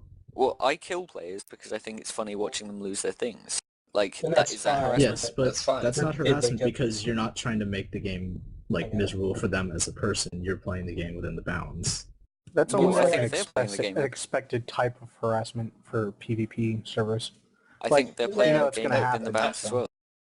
Basically, Killing people over and over again, camping. The way I see it is, if you're preventing them from playing the game, then that could be harassment in such a way. or if they die, that's part of the game. But if you continuously kill them over and over again, or fill If chat it's with spam malicious them, intent. yeah, with malicious intent, preventing them from actually playing the game as it's meant to be played, then that definitely should fall under harassment. Yeah, I like don't think there's anything instances should where you're definitely fall under harassment. I think we're categorizing it too much. Like, I don't know how often you play S, but killing people is a big part of it. So camping a base isn't a big deal. If you do it a couple but of when you times, kill that's a not... person like 80 times in a row, it's a bit excessive. Okay, so But if most you people kill have 80 times... Especially two like bases. They this make was another also brought up base. because of the example they said where the people were saying they were trying to get them to rage quit. If you're like, you're I'm not gonna playing kill- the game to just kill somebody and play the game. You're playing it because you're doing something to the person themselves. So Yeah, at that's what something point do you explicitly then malicious. punish them for harassing the other person? Do you do it before they've started, or do you do it like a couple of kills in? Because you can't just... You Well, it can't has just... to be a couple of kills in, or you haven't committed the... Yeah. Okay, so Yeah, they have to actually. Yeah, You're gonna Because tell they them have off to for- commit the crime. You're gonna kill. You're gonna tell them off for killing someone a couple of times. No. Except we're not. set- Except we're not It had saying. to be more than a couple. The issue is we're Okay, not then, saying so that it's- at all. Okay, so it's Okay, more than a couple. here, So at hey- what point is it? It's when the other This could person be is getting... entirely left up to the mod. Like, this should go on a base by... on a time-by-time basis. This is something that should be just like... You'll know it when you see it kind of thing. It shouldn't But be... yeah, But it's different a people very have fine different line. forms of that because sometimes someone There- might think 2 or 3 kills at their base is harassment. Well, There used to then be if a you're rule. if you're warned at, then elevate it to an admin and ask them to reevaluate it, and then they'll make the final decision kind of thing. The problem with this There in used the to be a past, rule. Sorry, go ha- ahead. the problem in the past has been that players will set it up to make it look like you're repeatedly killing them. Like, I can stand at the start of one road and then continuously kill a player if he walks down that road. But it's his choice to come down that road. He can choose any of the other how many roads there are. And Yes, he but just it's also used to continuously kill walks them. down there. Like, Right.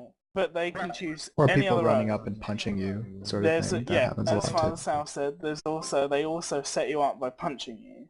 And then the mod automatically assumes, spawn killing. Better kick them. Warn Not them. really. When I've encountered that, like if someone's complaining in chat, I usually go into mod mode, teleport, and see what's going on. Unfortunately, not if you're trying to everyone base it apparently has off that time. of kills, you shouldn't do that. Yeah, And also this it You have also to sounds look like what into- KitKat's saying should kind of be a policy thing. Like if someone's Yeah, but- complaining and it Also- seems like it's serious, then take a look at it. A mod may not Also- be on at the time, though. That may be a big problem. So, like, When- after the fact kind of thing. When something is left down to mod's discretion like that, you can get very different ends of the scale, which was a problem with Blue Haven a few maps ago, which led to many big players getting banned, was that S mods had a very large number for when it was when you were told to move on. The people involved had a very small number. And the S players were like, hold on, no, you're wrong, so I'm going to continue doing what we know is right. And then it turned into a shitstorm, which So I led think to it a just few people needs to- getting banned. The way that it's moderated needs to be universal among the mods, because for me, for example, I would say, well, like, I'd be more tolerant with spawn killing because I'm from S and that's like what I'm used to.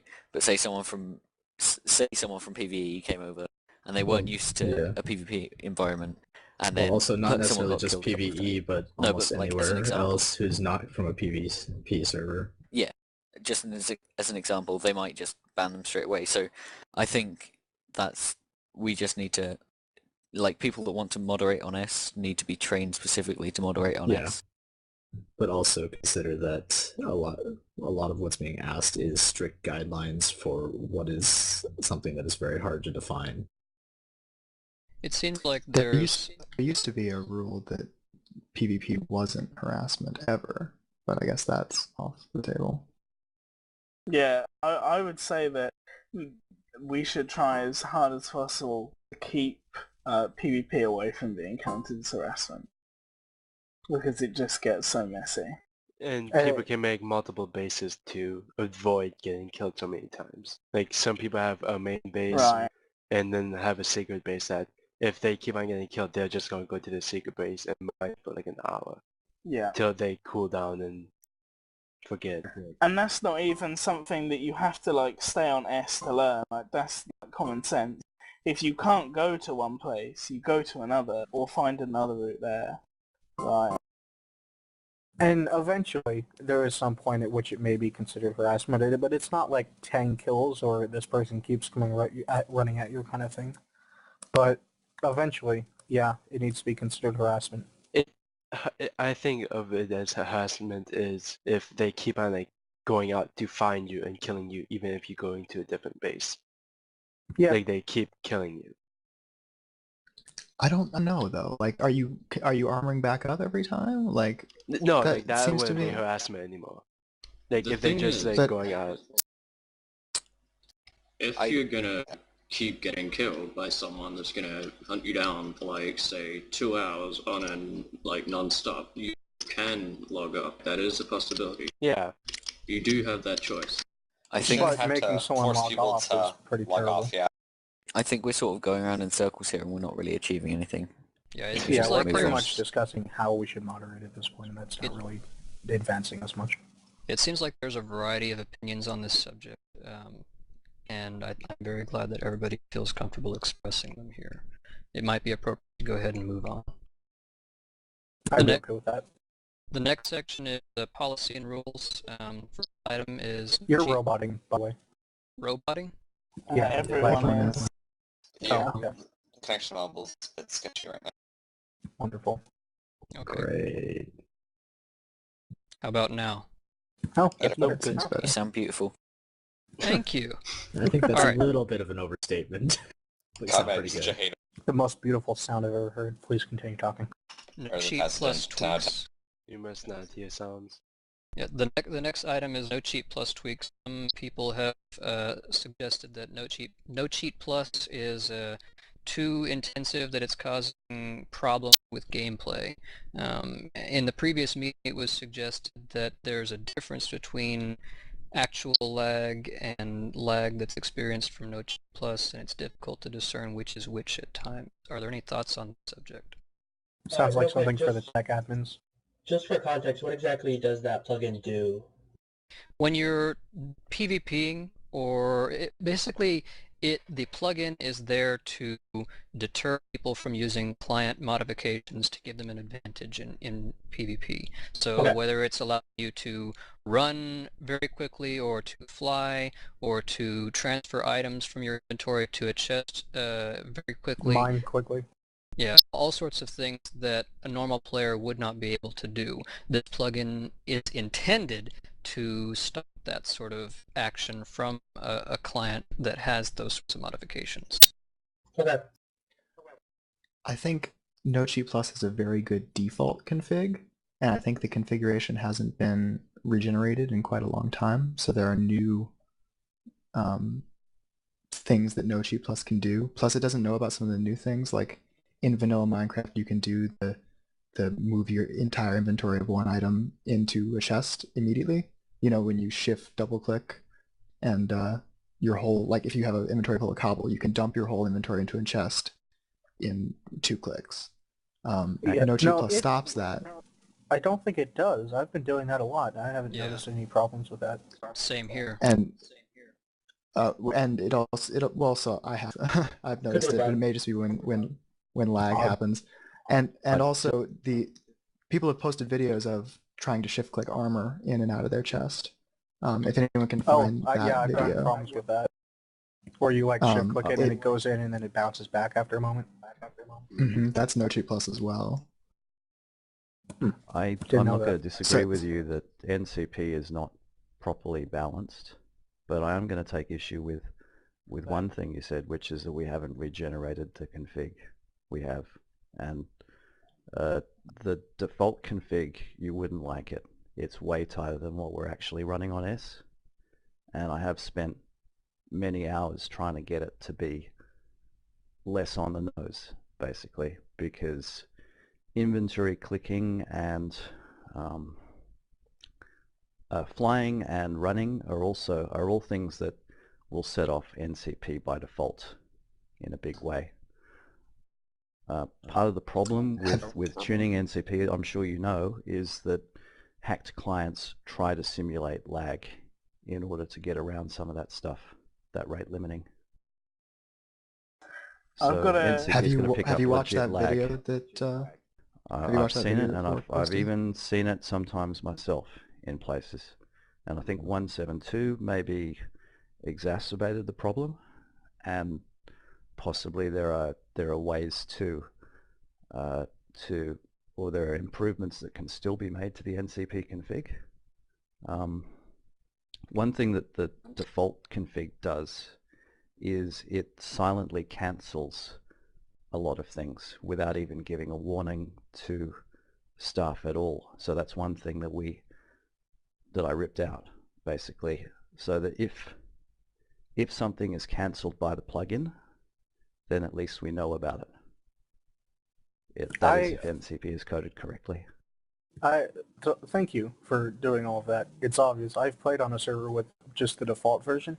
Mining with an E5 diamond pick with haste 2, every single time you mine, it kicks you. Among like tons of other problems that I don't notice on here, obviously. So, but yeah, there's still some problems, but it's a lot better. I didn't notice that there was problems. Different people are going to have different experiences of it because of their connection and the amount of lag on that, and that's the difficulty for us in trying to make it so that it actually catches the cheats while not catching anyone with a false positive, and it's a difficult balance to get, I think. I have a config for No Cheat Plus that works for upwards of 300 people under extreme pressure. So if the techs want that, you're happy to have it, and then you can compare or whatever, extract things, whatever. But it works with 300 people on one server with no issues at all. So what we've done is we've just made it more tolerant, because we'd rather, people that hack eventually get caught, and we'd rather not ruin legitimate players' experience with it. I think people are just complaining because they feel like it's balanced too far. Like you said it's a balance to keep, and you're right. But I think it's gone too far in the wrong direction. I think it needs to go back towards being more fault tolerant. Yeah, our config is set up in a way that if you're doing something, it's going to pick it up that you're doing it, and then a moderator needs to TP to you and just confirm that it's happening. Yeah, we also don't cancel much either. We just notify the moderators that something's happening, and that way if someone is lagging really badly, it won't cancel their inventory move events and stuff. Obviously that's only for mainly PvP related things and the inventory stuff, not flying around, because obviously we don't want any of that at all. Yeah, I think if I recall correctly, I put the fly level at such a height that people were starting to do hovers and could fly for short distance with only minimal warnings, and that was a difficult one to balance as well. Wasn't the issue with that on the old No Cheat Plus, carpet would kick you for flying?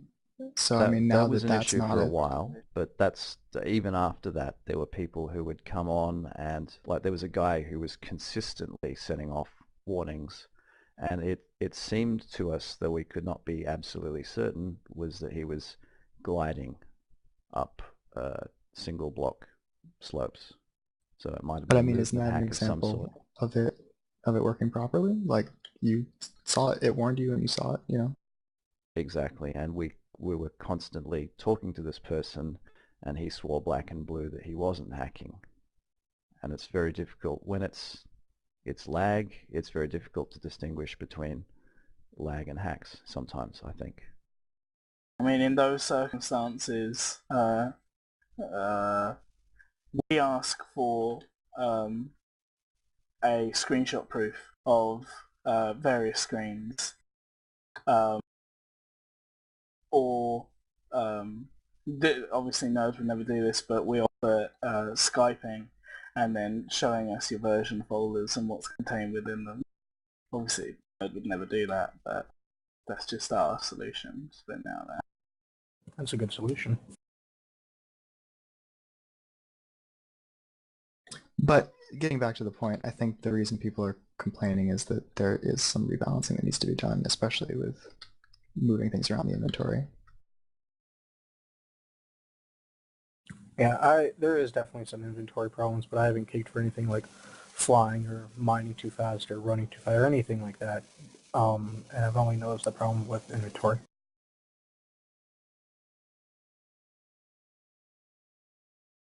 Redwall, if they're smart enough to pop open a virtual machine, they're probably less likely to be hacking. Most of these people that hack in the game are, kids. Yeah. I mean, if they go to that level to get around it, then like it's not foolproof, but I mean, if most of these kids don't know how to change their last modified date in a folder and shit like that. And there's so few people that would go through that effort to do that it would have diminishing returns kind of thing. Like you put 12 hours into you put 12 hours into figuring out if this happens and this person does this thing, then yeah, he'll get caught, but then that's only going to happen 2 times on the entire life of the server. It's just not reasonable to do. Better just wait until you notice them as a normal mod kind of thing. Because you can only cheat for so long without getting noticed. This sort of ties in with some things that I have heard now and then about players or clans having new members come on and getting them to use X-Ray or other hacks to benefit the clan, and then those individuals get caught rather than the people that were teaching them to do it. If you catch the new players that are being taught to do this, you don't necessarily catch the people that are orchestrating it. How often has this happened, and how can you not catch the people who are in the same clan as him? A lot of the communication takes place outside of text chat, like in Mumble or Skype, so it's difficult to track that sort of thing down a lot of times. How are they gaining items, these clan members? How are they gaining an advantage? Can't really go into too deep of a detail on the process that was used. Then we can't.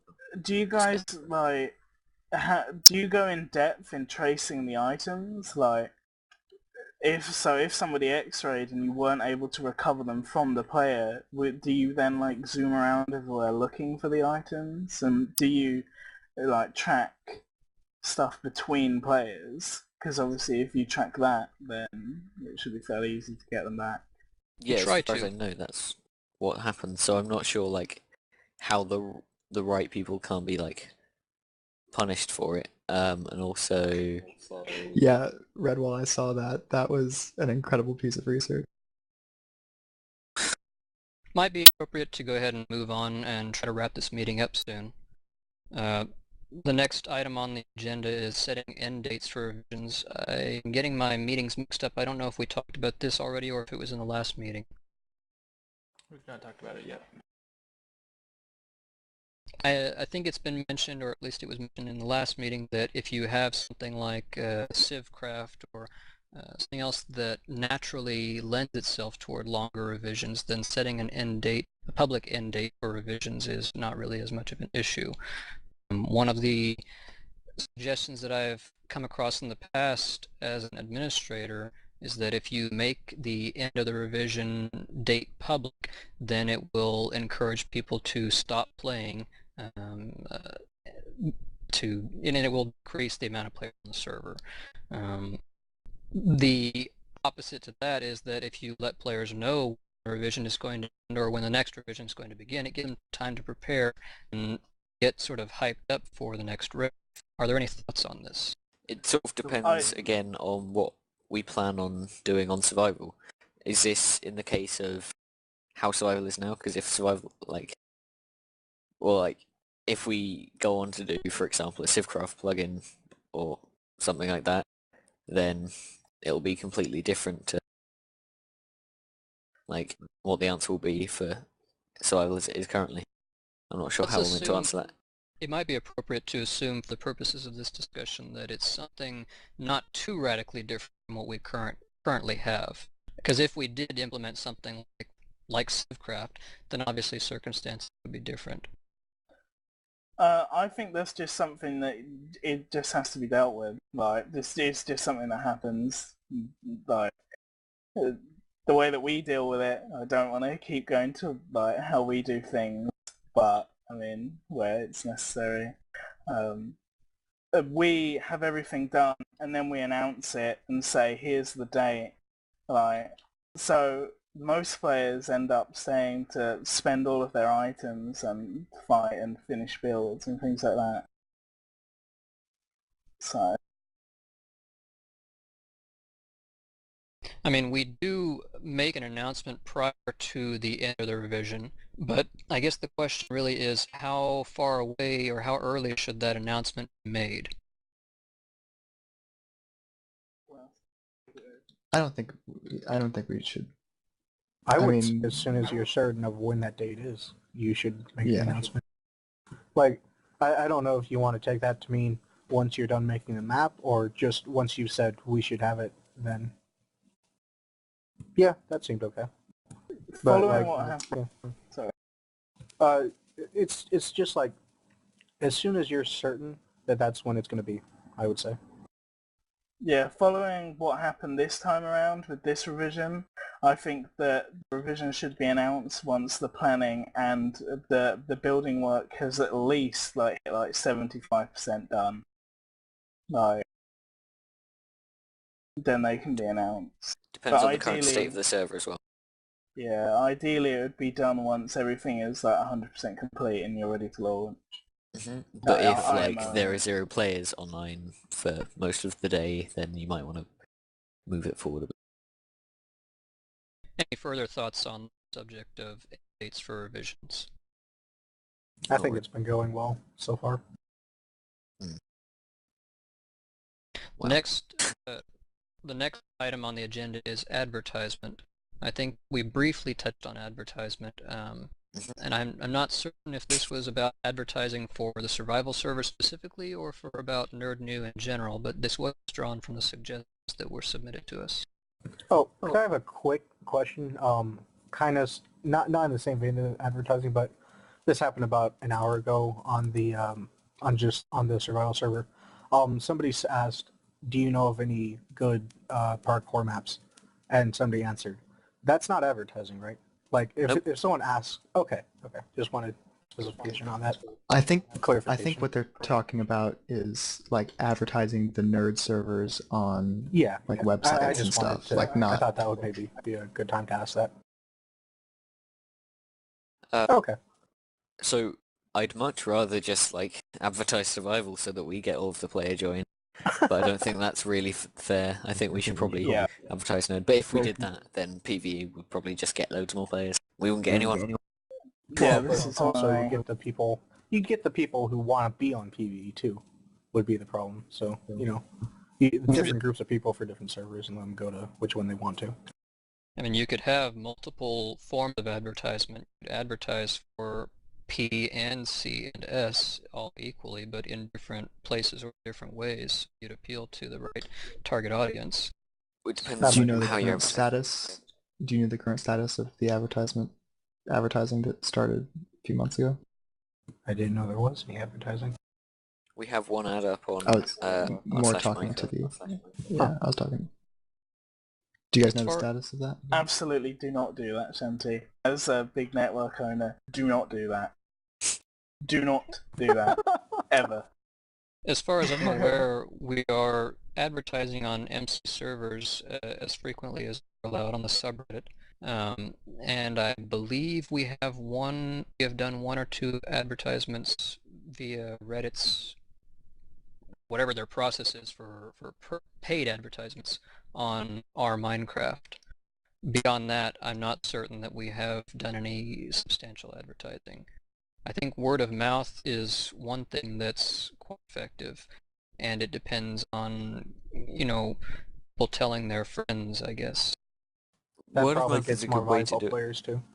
It's Word of mouth. yeah, it's a good way to do it, but that's nothing that we can force. We can say like, oh, if you want to bring your friends here, then do it. But and like we encourage you to, but that's nothing that you can actively go about doing. You can actively go about doing, say, Minecraft server listing sites, getting an advertisement on there. Yeah, it's nothing we can encourage. Is anyone like against us putting up ads? Like, let's just do it. When we briefly touched on it earlier, someone mentioned that it wasn't all that effective, but besides its effectiveness, I would be okay with it. That even helped fund it a bit. It depends where you're advertising. The ads that we have up at the moment on r/Minecraft are bringing in as good as no people, and like that's clear from the player numbers. From what I recall, and this may have happened in the meeting earlier today, not this one, the other one, that the statistics on people joining the servers has shown that we get about 1,000 unique players per month, but they don't necessarily stay. If you wanted, I just was deafened for a little bit, so I don't know if you just discussed this or not. But in terms of trying to get more players, we could look into trying to see if we get players to stay on once they log in, as opposed to try and get more people to uniquely log in. That might be better. 1,000 unique players a month is very low. Like very, very, very low. If you go like, to I don't think it's a simply- matter of keeping. I don't think it's a matter of keeping those people staying. I think it's a matter of advertising and getting more initial joins, and then just convincing them to stay after they're here by having a good server. Yeah, I'm getting these numbers from the usage stats page, but if you go there, it's like around 1,100 people, and since this rev has started, or I guess since this has been reset last, if it has been reset. Oh, so on just the usage stats. Yeah, that's not going to be totally accurate because you're taking Okay. off the list if you have less than 10 minutes of playtime. Well, okay, We 1,100. can put with this more than 10 into concrete terms just by having a tech admin look at the number of player.dat files in each server's data directory. That'll tell you how many people have visited the server or have logged in at least once during the revision. Could we do that now?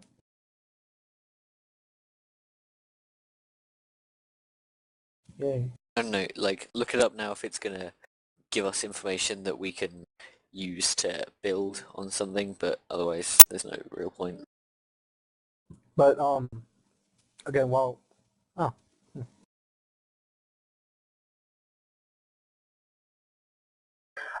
mean, it sounds to me like everyone likes advertising. Like, just do it.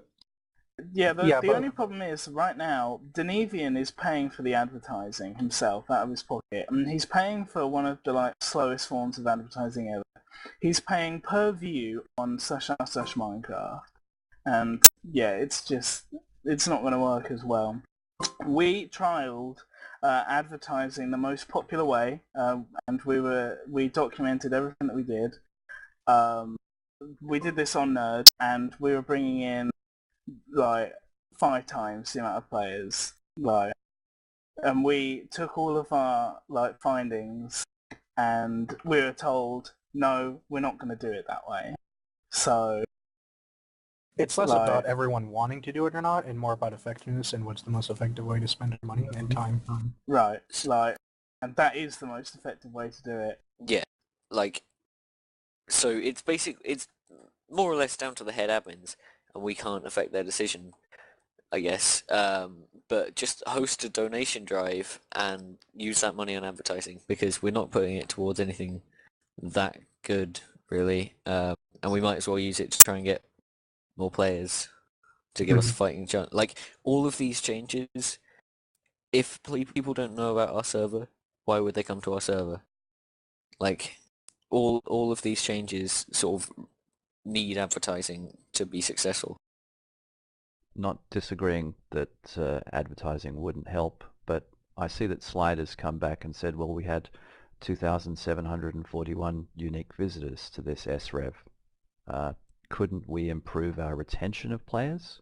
and get the numbers up? Just going off of the usage page again, which I guess, I don't know, it might be accurate for this. There's only 667 people out of that 2,700 that have stayed on for more than an hour. That's not... That's pretty good. Well, no, that's it actually could be really better. good. That's almost, like, that's more than a third. Like, that's a really good number. I think you're not going to be able to get anything better than that. That's not more than a third. That's 600 out of 27. 600 oh, wait. You can Sorry, go find the someone said 37. in the Windows tab. That's It's not 30. almost Oh, sorry, I'm quarter. looking at the wrong. Okay, so a quarter, or a little less than a quarter, maybe a fifth. I still think that's really good. Like, we see numbers of like 5%. But I mean, that's because we advertise, and you know, that's sort of like a shotgun blast rather than targeted strike. But I mean, I think people are just joining servers because they're like, oh, Reddit has a server, let's see if it's any good. And then like, it may not be what some people want. Like, there's a huge market out there for like minigame servers and like heavily modified servers. And maybe they join and see vanilla and they say, oh, vanilla's not my thing. Like, I think a quarter or a fifth or even like a 10th player retention is probably as good as you're going to get. And also, so our server right now is the unofficial Minecraft server. Could we get it like the official of at least r/Minecraft? Would that be slash Should I move Minecraft actually Alexis back in here? Sorry, what? No. /r/Minecraft actually used to be our subreddit, and then Yeah, we gave it I up heard. and moved over. But- When people wanted to post Minecraft related stuff that weren't pertaining to just these servers. But like, if you go to Minecraft, just that subreddit, general subreddit now, are we even in the sidebar? Did we No, get no. We are. Yes, we have Last I was told we had been completely removed. That's not right. They just kind of hid the link a bit. Yeah, it's still there. It's kind of hard to I'm find. there stumble now. across I'll if you're not find it. Actually, I still have a screenshot. Hold on. Is it kind of like Find Waldo? Guess someone Yeah, tried to tell me it wasn't there. related subreddits, official Reddit Minecraft servers, underneath Well, other like, links. If we could be placed in that sidebar, just directly in that sidebar, Well, that we're- may bring us 1,000. Like, not like if you can follow links to get to us, and I think that's how I originally found the server, but if we could just get placed directly in there, that might help us. Yeah, I can guarantee our Minecraft mods are not going to be okay with that. Yeah, I think that that with it being, with the subreddit being linked in the sidebar as it is, unless they've changed it, that's probably the most that they are going to allow to happen on their subreddit. They've even instituted a rule not long ago about mentioning other servers in the comments. I know I was observing a lot of people mentioning Civcraft in the comments, and then they instituted that rule, so now that can't even happen. Sounds like a dictatorship. Well, I think that, you know, some people make a lot of money off of servers, and so spamming it up, you know, in inventive ways can generate them a profit.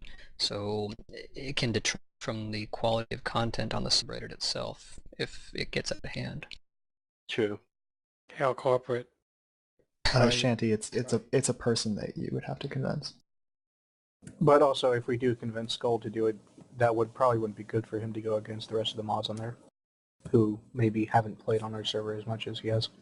We don't need a mod war or some sort of Reddit drama.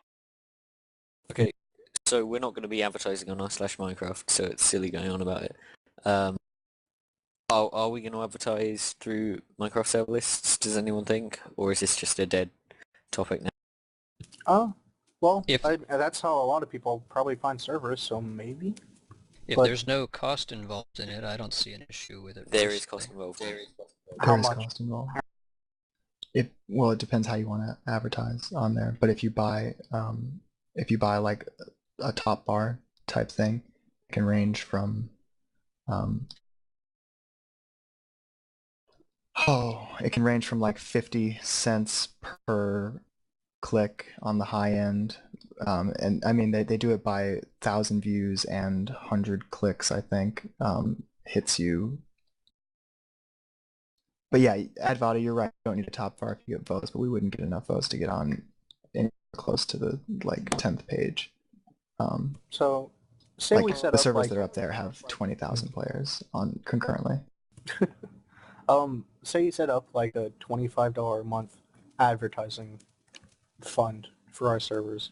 That's not much, but it might get some people. But would that even be worth it? Because I mean, like, for that much money, would it be worth it to get, say, 1,000 more people, of which maybe 50 would be on more than 2 hours? How many of that would donate? So are we Probably talking not much. just exclusively about S or Nerd at this point? I mean, this Do is we a good know how many discussion, people but donate? maybe we should bring this up You for can a find more out. general discussion than just something specialized for survival. I think I that don't would think be appropriate. this is really going anywhere anymore. Alright, any objections to moving on to the last item on the agenda? Ben, links? Wait, could we just real quick see how many people donate? Where was the donation page, actually? It I will just take want a to see while that for real you to quick. count. Thank you. I mostly just want to see that. Okay, so the last item on the agenda under the policy and rules section is ban lengths. This is drawn from the suggestions that were submitted. The idea that Nerd doesn't have any kind of temporary bans, that it's based upon when you appeal. Are there any particular thoughts on the idea of issues with ban lengths and how that can improve the Yes. server? Yeah. The majority of people that get banned will not come back to appeal because, like, if they hop on Grief, get banned, why would they want to come back to our server? There's no reason for it. Why would we want them to come back if they're griefers? Because they're If they're players. because they're players. It's not like they came on as a griefing team and tore down a building. If they like walked around spawn and then saw a building and spawn's protected and this building's right up against spawn and they accidentally break a bunch of glass on the window, and they get banned. Like if it's a perm ban until they appeal, and they've been on the server for 5 minutes, they're not going to appeal. They wouldn't actually have to appeal, would they? How about a standard ban length for like certain actions, and then the automatically temp? I mean, if they violate those rules, you get a temp ban. If you have temp bans, then you can just set a, I don't know, 1 hour for griefing a couple of locks on their first time, and like they still might not come back, but there's a chance of them coming back. It would decrease the amount of work that staff have to do by a huge amount because there will be no need for appeals apart from, well, there would be no need for like daily appeals. There would still be things for, like, say, harassment.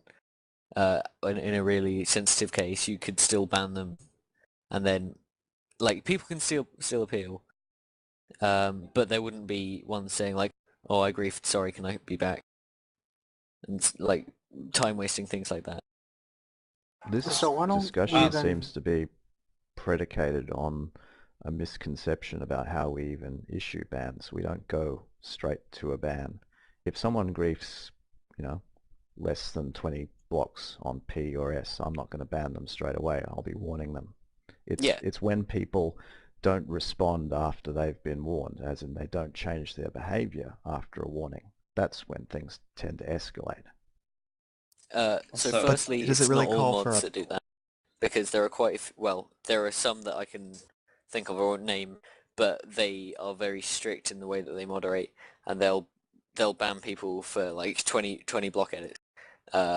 And whether that's how we train the moderators or not, like, that's a sort of different issue. But temp bans would make things so much easier. The only reason that it's not been implemented is, I believe, because Diego does stuff to do with MC Bouncer, and temp bans doesn't.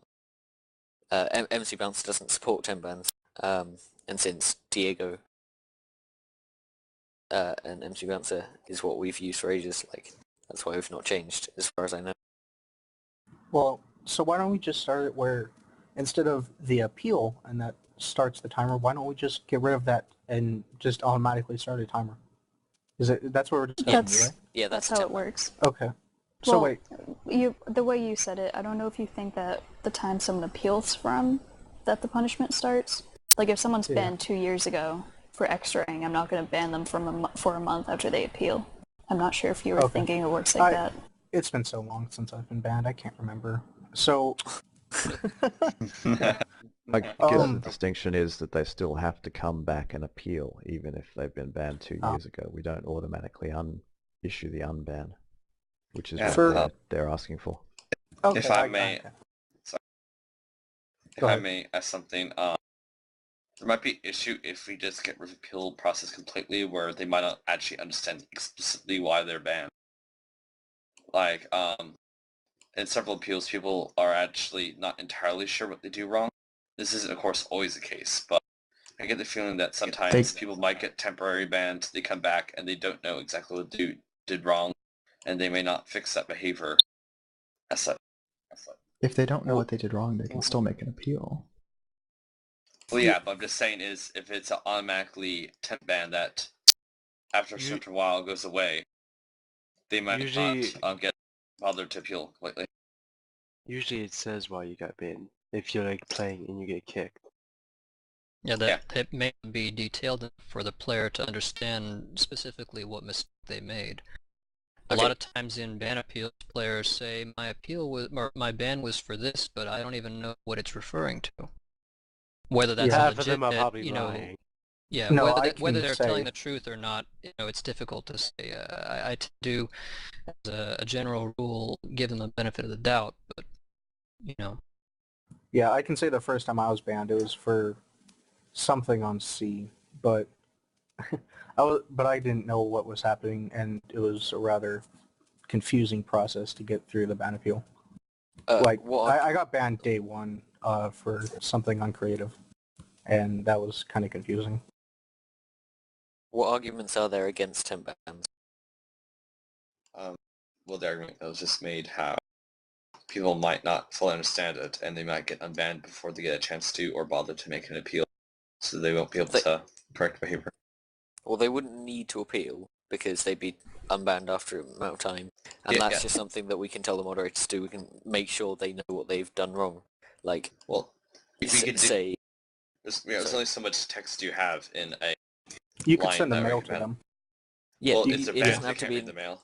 It doesn't have to be in the bannable text. Just before you ban them, if they've not been warned, then warn them first. Be like, oh, what you're doing is wrong. Please stop. If they don't stop, then you temp ban them.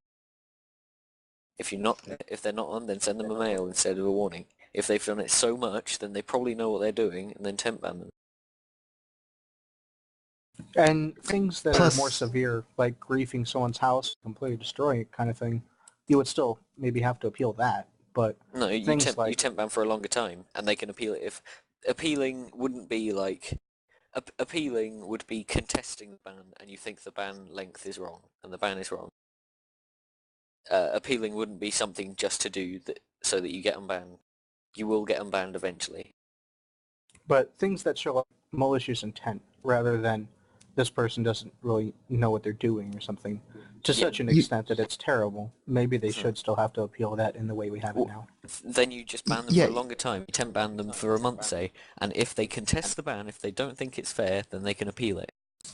Well, and if it's so bad, if it's like, you don't have to get rid of perm bans either. If they like hack the server or something, then you just perm ban them, like, and then they can appeal that. Like, it's not like you have to replace every single ban with like if they're doing something so heinous that you never want them back, like, then you can perm ban them. We had to figure out exactly where to draw the line, though. I would like to reiterate the fact that was made earlier that when players violate the rules, they are generally warned before a ban or a kick takes place. So they are notified beforehand. Whether they understand that warning or not, that's a different matter, but they are given a chance to recognize that they're doing something inappropriate. Yes, Shanti. So, like, I just think that's all just support for temp bans. It would make everything so much easier, but wouldn't leave anything out that we already have already. So, like, the only reason I can't see us using it is because of MC Bounce.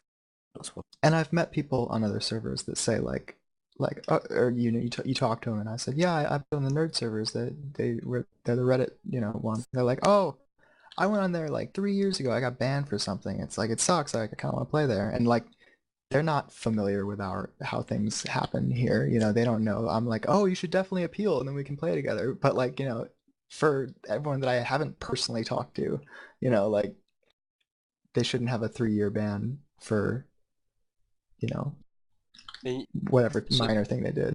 And you have to take into effect, not everybody when they enter the server reads the long rules. Maybe they it look should at be it and made... think, no.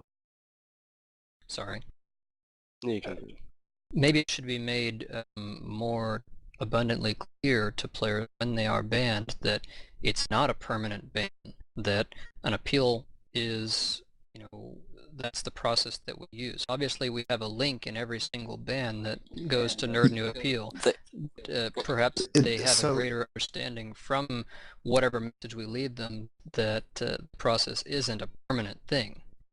Right. So Nerd New Appeal makes it sound like you're appealing your ban like you didn't do it. You know, like a lot of people would say, "Oh, but I did it." So like I can't appeal because I did it.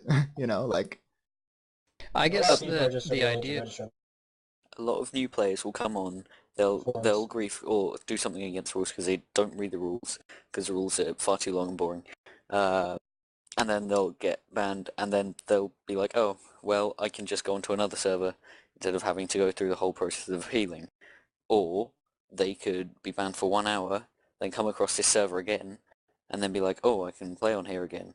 Instead of going, "Oh, I'm like seeing the ban messaging," and then thinking, "Oh, I don't want to go through the hassle of getting myself unbanned and having to appeal." That sounds really lame. I can understand. The time it takes. Go ahead. I was going to say that I can understand, or at least I believe that I can understand that perspective, and the idea of having a temp ban, it sort of rubs me the wrong way. It feels like it would encourage players to be able to break a rule and then just come back and break the same rule again, and having it be just then ban them for increasing they're lengths. automatically unbanned after X amount of hours or days or whatever. So ban them for a month. Like, it just ban them for longer bans time. Eventually fall off. I mean, having someone banned for 3 years, chances are they've probably changed as a person overall and are unlikely to commit that same behavior again. I know that certainly happened with me when I was coming back to servers for like Warcraft 3. When I was 15, I was a completely different person. I was still banned, and I didn't want to go through the process of appealing because it just takes time. I'd much rather just play on a different server or a different host or whatever. Even with, you know, how we have it set up here with registering on the forum, a lot of players would just rather go and play somewhere else because it just takes time that they don't want to spend. Mumber, just think of it as like a timeout. Like, don't think of it as like they get unbanned automatically without having to do anything. Think of it as like, you know, they broke some rules, they need to sit in timeout for an hour. You know what I mean? Like, instead of being perm banned, like a stronger kick. Yeah. I think that's a really great way to put it actually too, is that it kind of adds some more beef to our warnings, but it doesn't add the permanence of a real ban. We call it a temp ban, but it's not really a ban. It's just, you know, your timeout for a little bit is a perfect way to say it. Okay. Are there any further thoughts on the subject of ban lengths? My last thought would be that 99.9% of servers out there use temp bans, and it works pretty well for them. Yeah, this is the first server I've ever played on that actually does it this way. Other games use them too, and they work very well, even if it's just firing after so many months or years. Different games have shown that they do work. It's just if you implement them right, is when you have to implement them right. Games like Battlefield 3 and, you know, they all have it built into the game even that you can ban people for an hour or so. Even games like League of Legends have the matchmaking system where lower ranked players can't play with higher ranked players because, you know, typically, you know, your lower ranks are supposed to be like lower skill level, but it can also mean like toxic players. So it can be a good thing to temporarily separate harmful or toxic players away from the main community, just to try to educate them that how the server works and the rules and what's expected of them as a player. Okay. Yeah. Well, I think we can move on now. Okay. That concludes all of the items that are on the agenda. I really appreciate everybody that's been so passionate and enthusiastic in sharing your ideas and opinions on everything here. Does anybody have any last thoughts, Mr. Loud or Redwall or anybody else? I do not.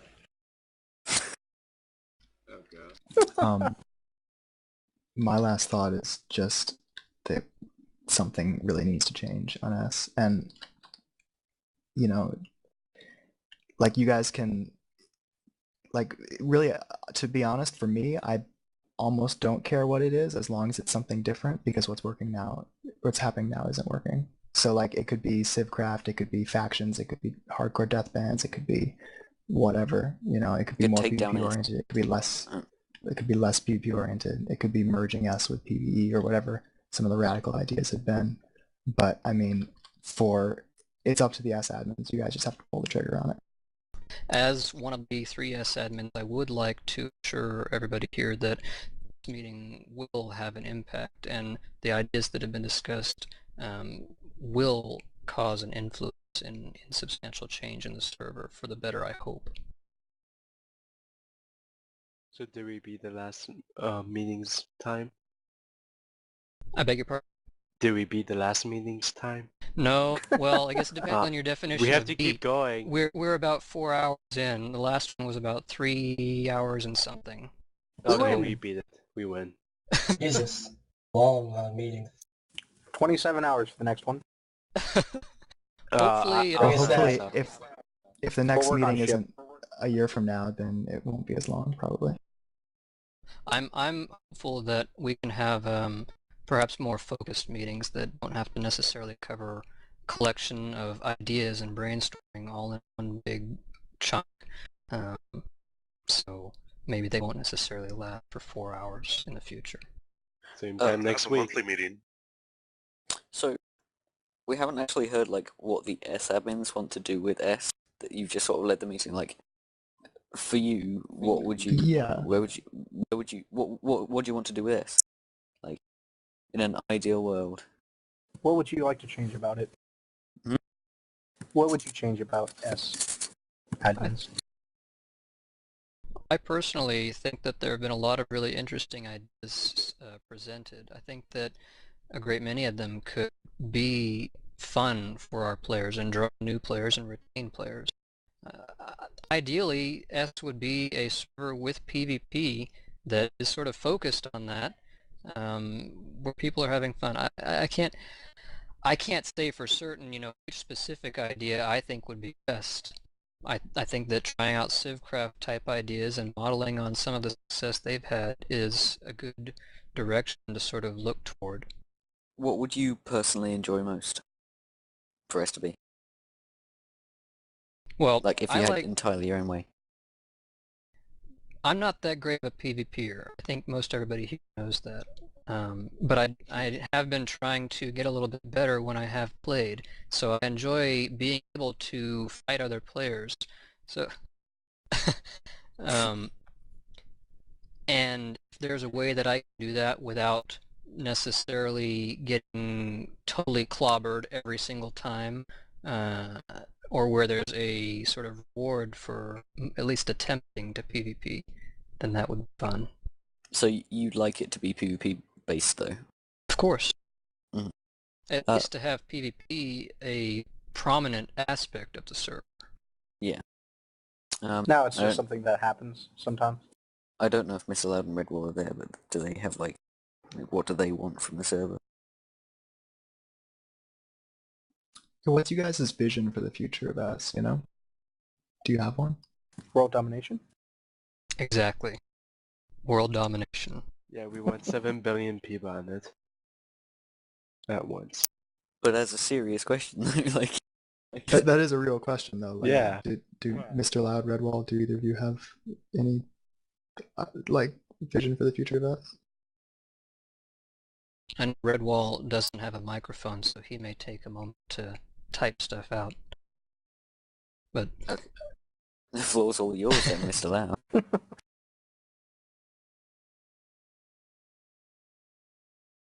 He had a good idea. What if we had a full Nerd.new Mumble meeting?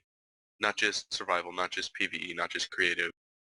Like a It was- general meeting? Yeah, a full general meeting. I think that could be. Yeah, I think that could be a good idea so long as it is able to be kept on task and has some sort of set agenda, sort of like what we did here. Maybe Only with a little things bit. that are crossed over. Because I You know, would a lot not of want them- it to be something where everybody is just sort of mulling around and going in nowhere quick. Yeah. 10-hour long meeting. Yeah, that could very easily get really out of hand though if we're not careful. Yeah, the last time we had a general server meeting, well, nothing came of it, but that was partly due to the people in charge at that point. I mean, the head admins at the moment are pretty decent.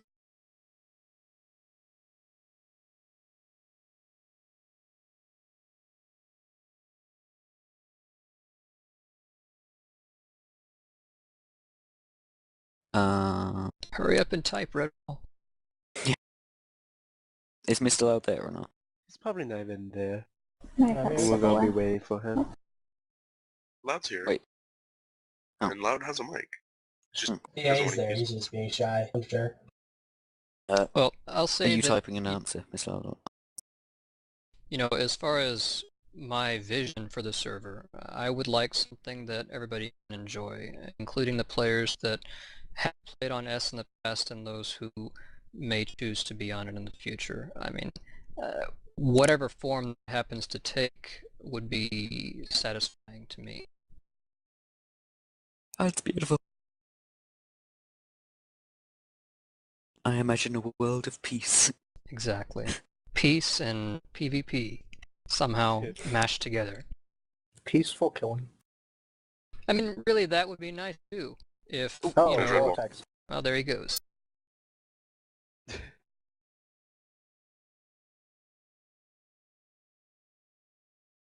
Is Mr. Loud typing up a response as well?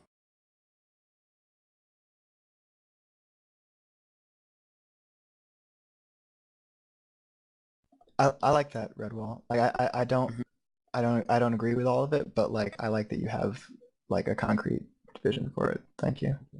But I'm sure the tech admins could always take a backup of the S that is right now and then distribute it. Obviously they could remove their plugins and just distribute it. You know, for keepsake. Actually, I have like a final thought thingy. You've basically done all of the talking this evening, Mammoth Rex. And that's like, I'm not saying you're a loudmouth or anything. That's generally how it is, just because You're no Mr. Loud. Mr. Loud and Redwall are pretty quiet most of the time, and like I really like that you're taking charge. But would it be possible to like be a bit louder and like sort of voice your opinions more, because it's kind of difficult Because that, you are that in a position of leadership. yeah, you know. you're the leaders of the server. You're the leaders of the most rowdy server, probably the most difficult. Well, definitely the most difficult server to be an admin of, I'd say.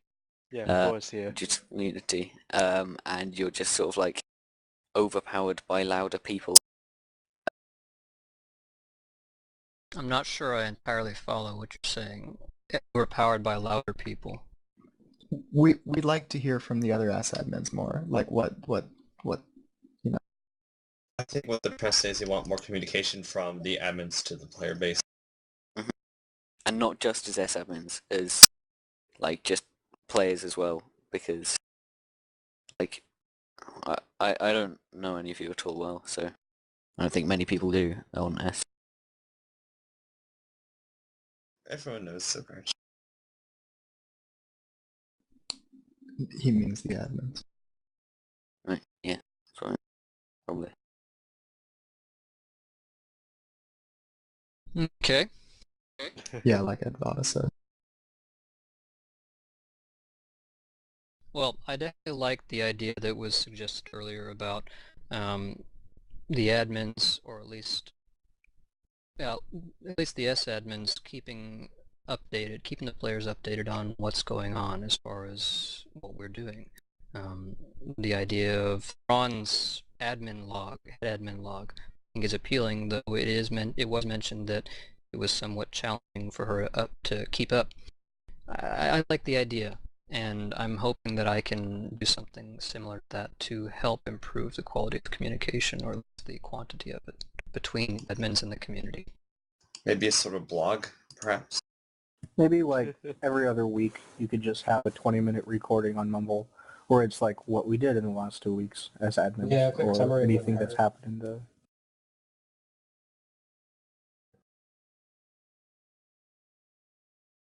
Alright, well, then I guess that about wraps everything up. Again, I appreciate all of you coming here and helping to present your ideas to improve the quality of the server. It's really telling that you guys all care so much about it to be here.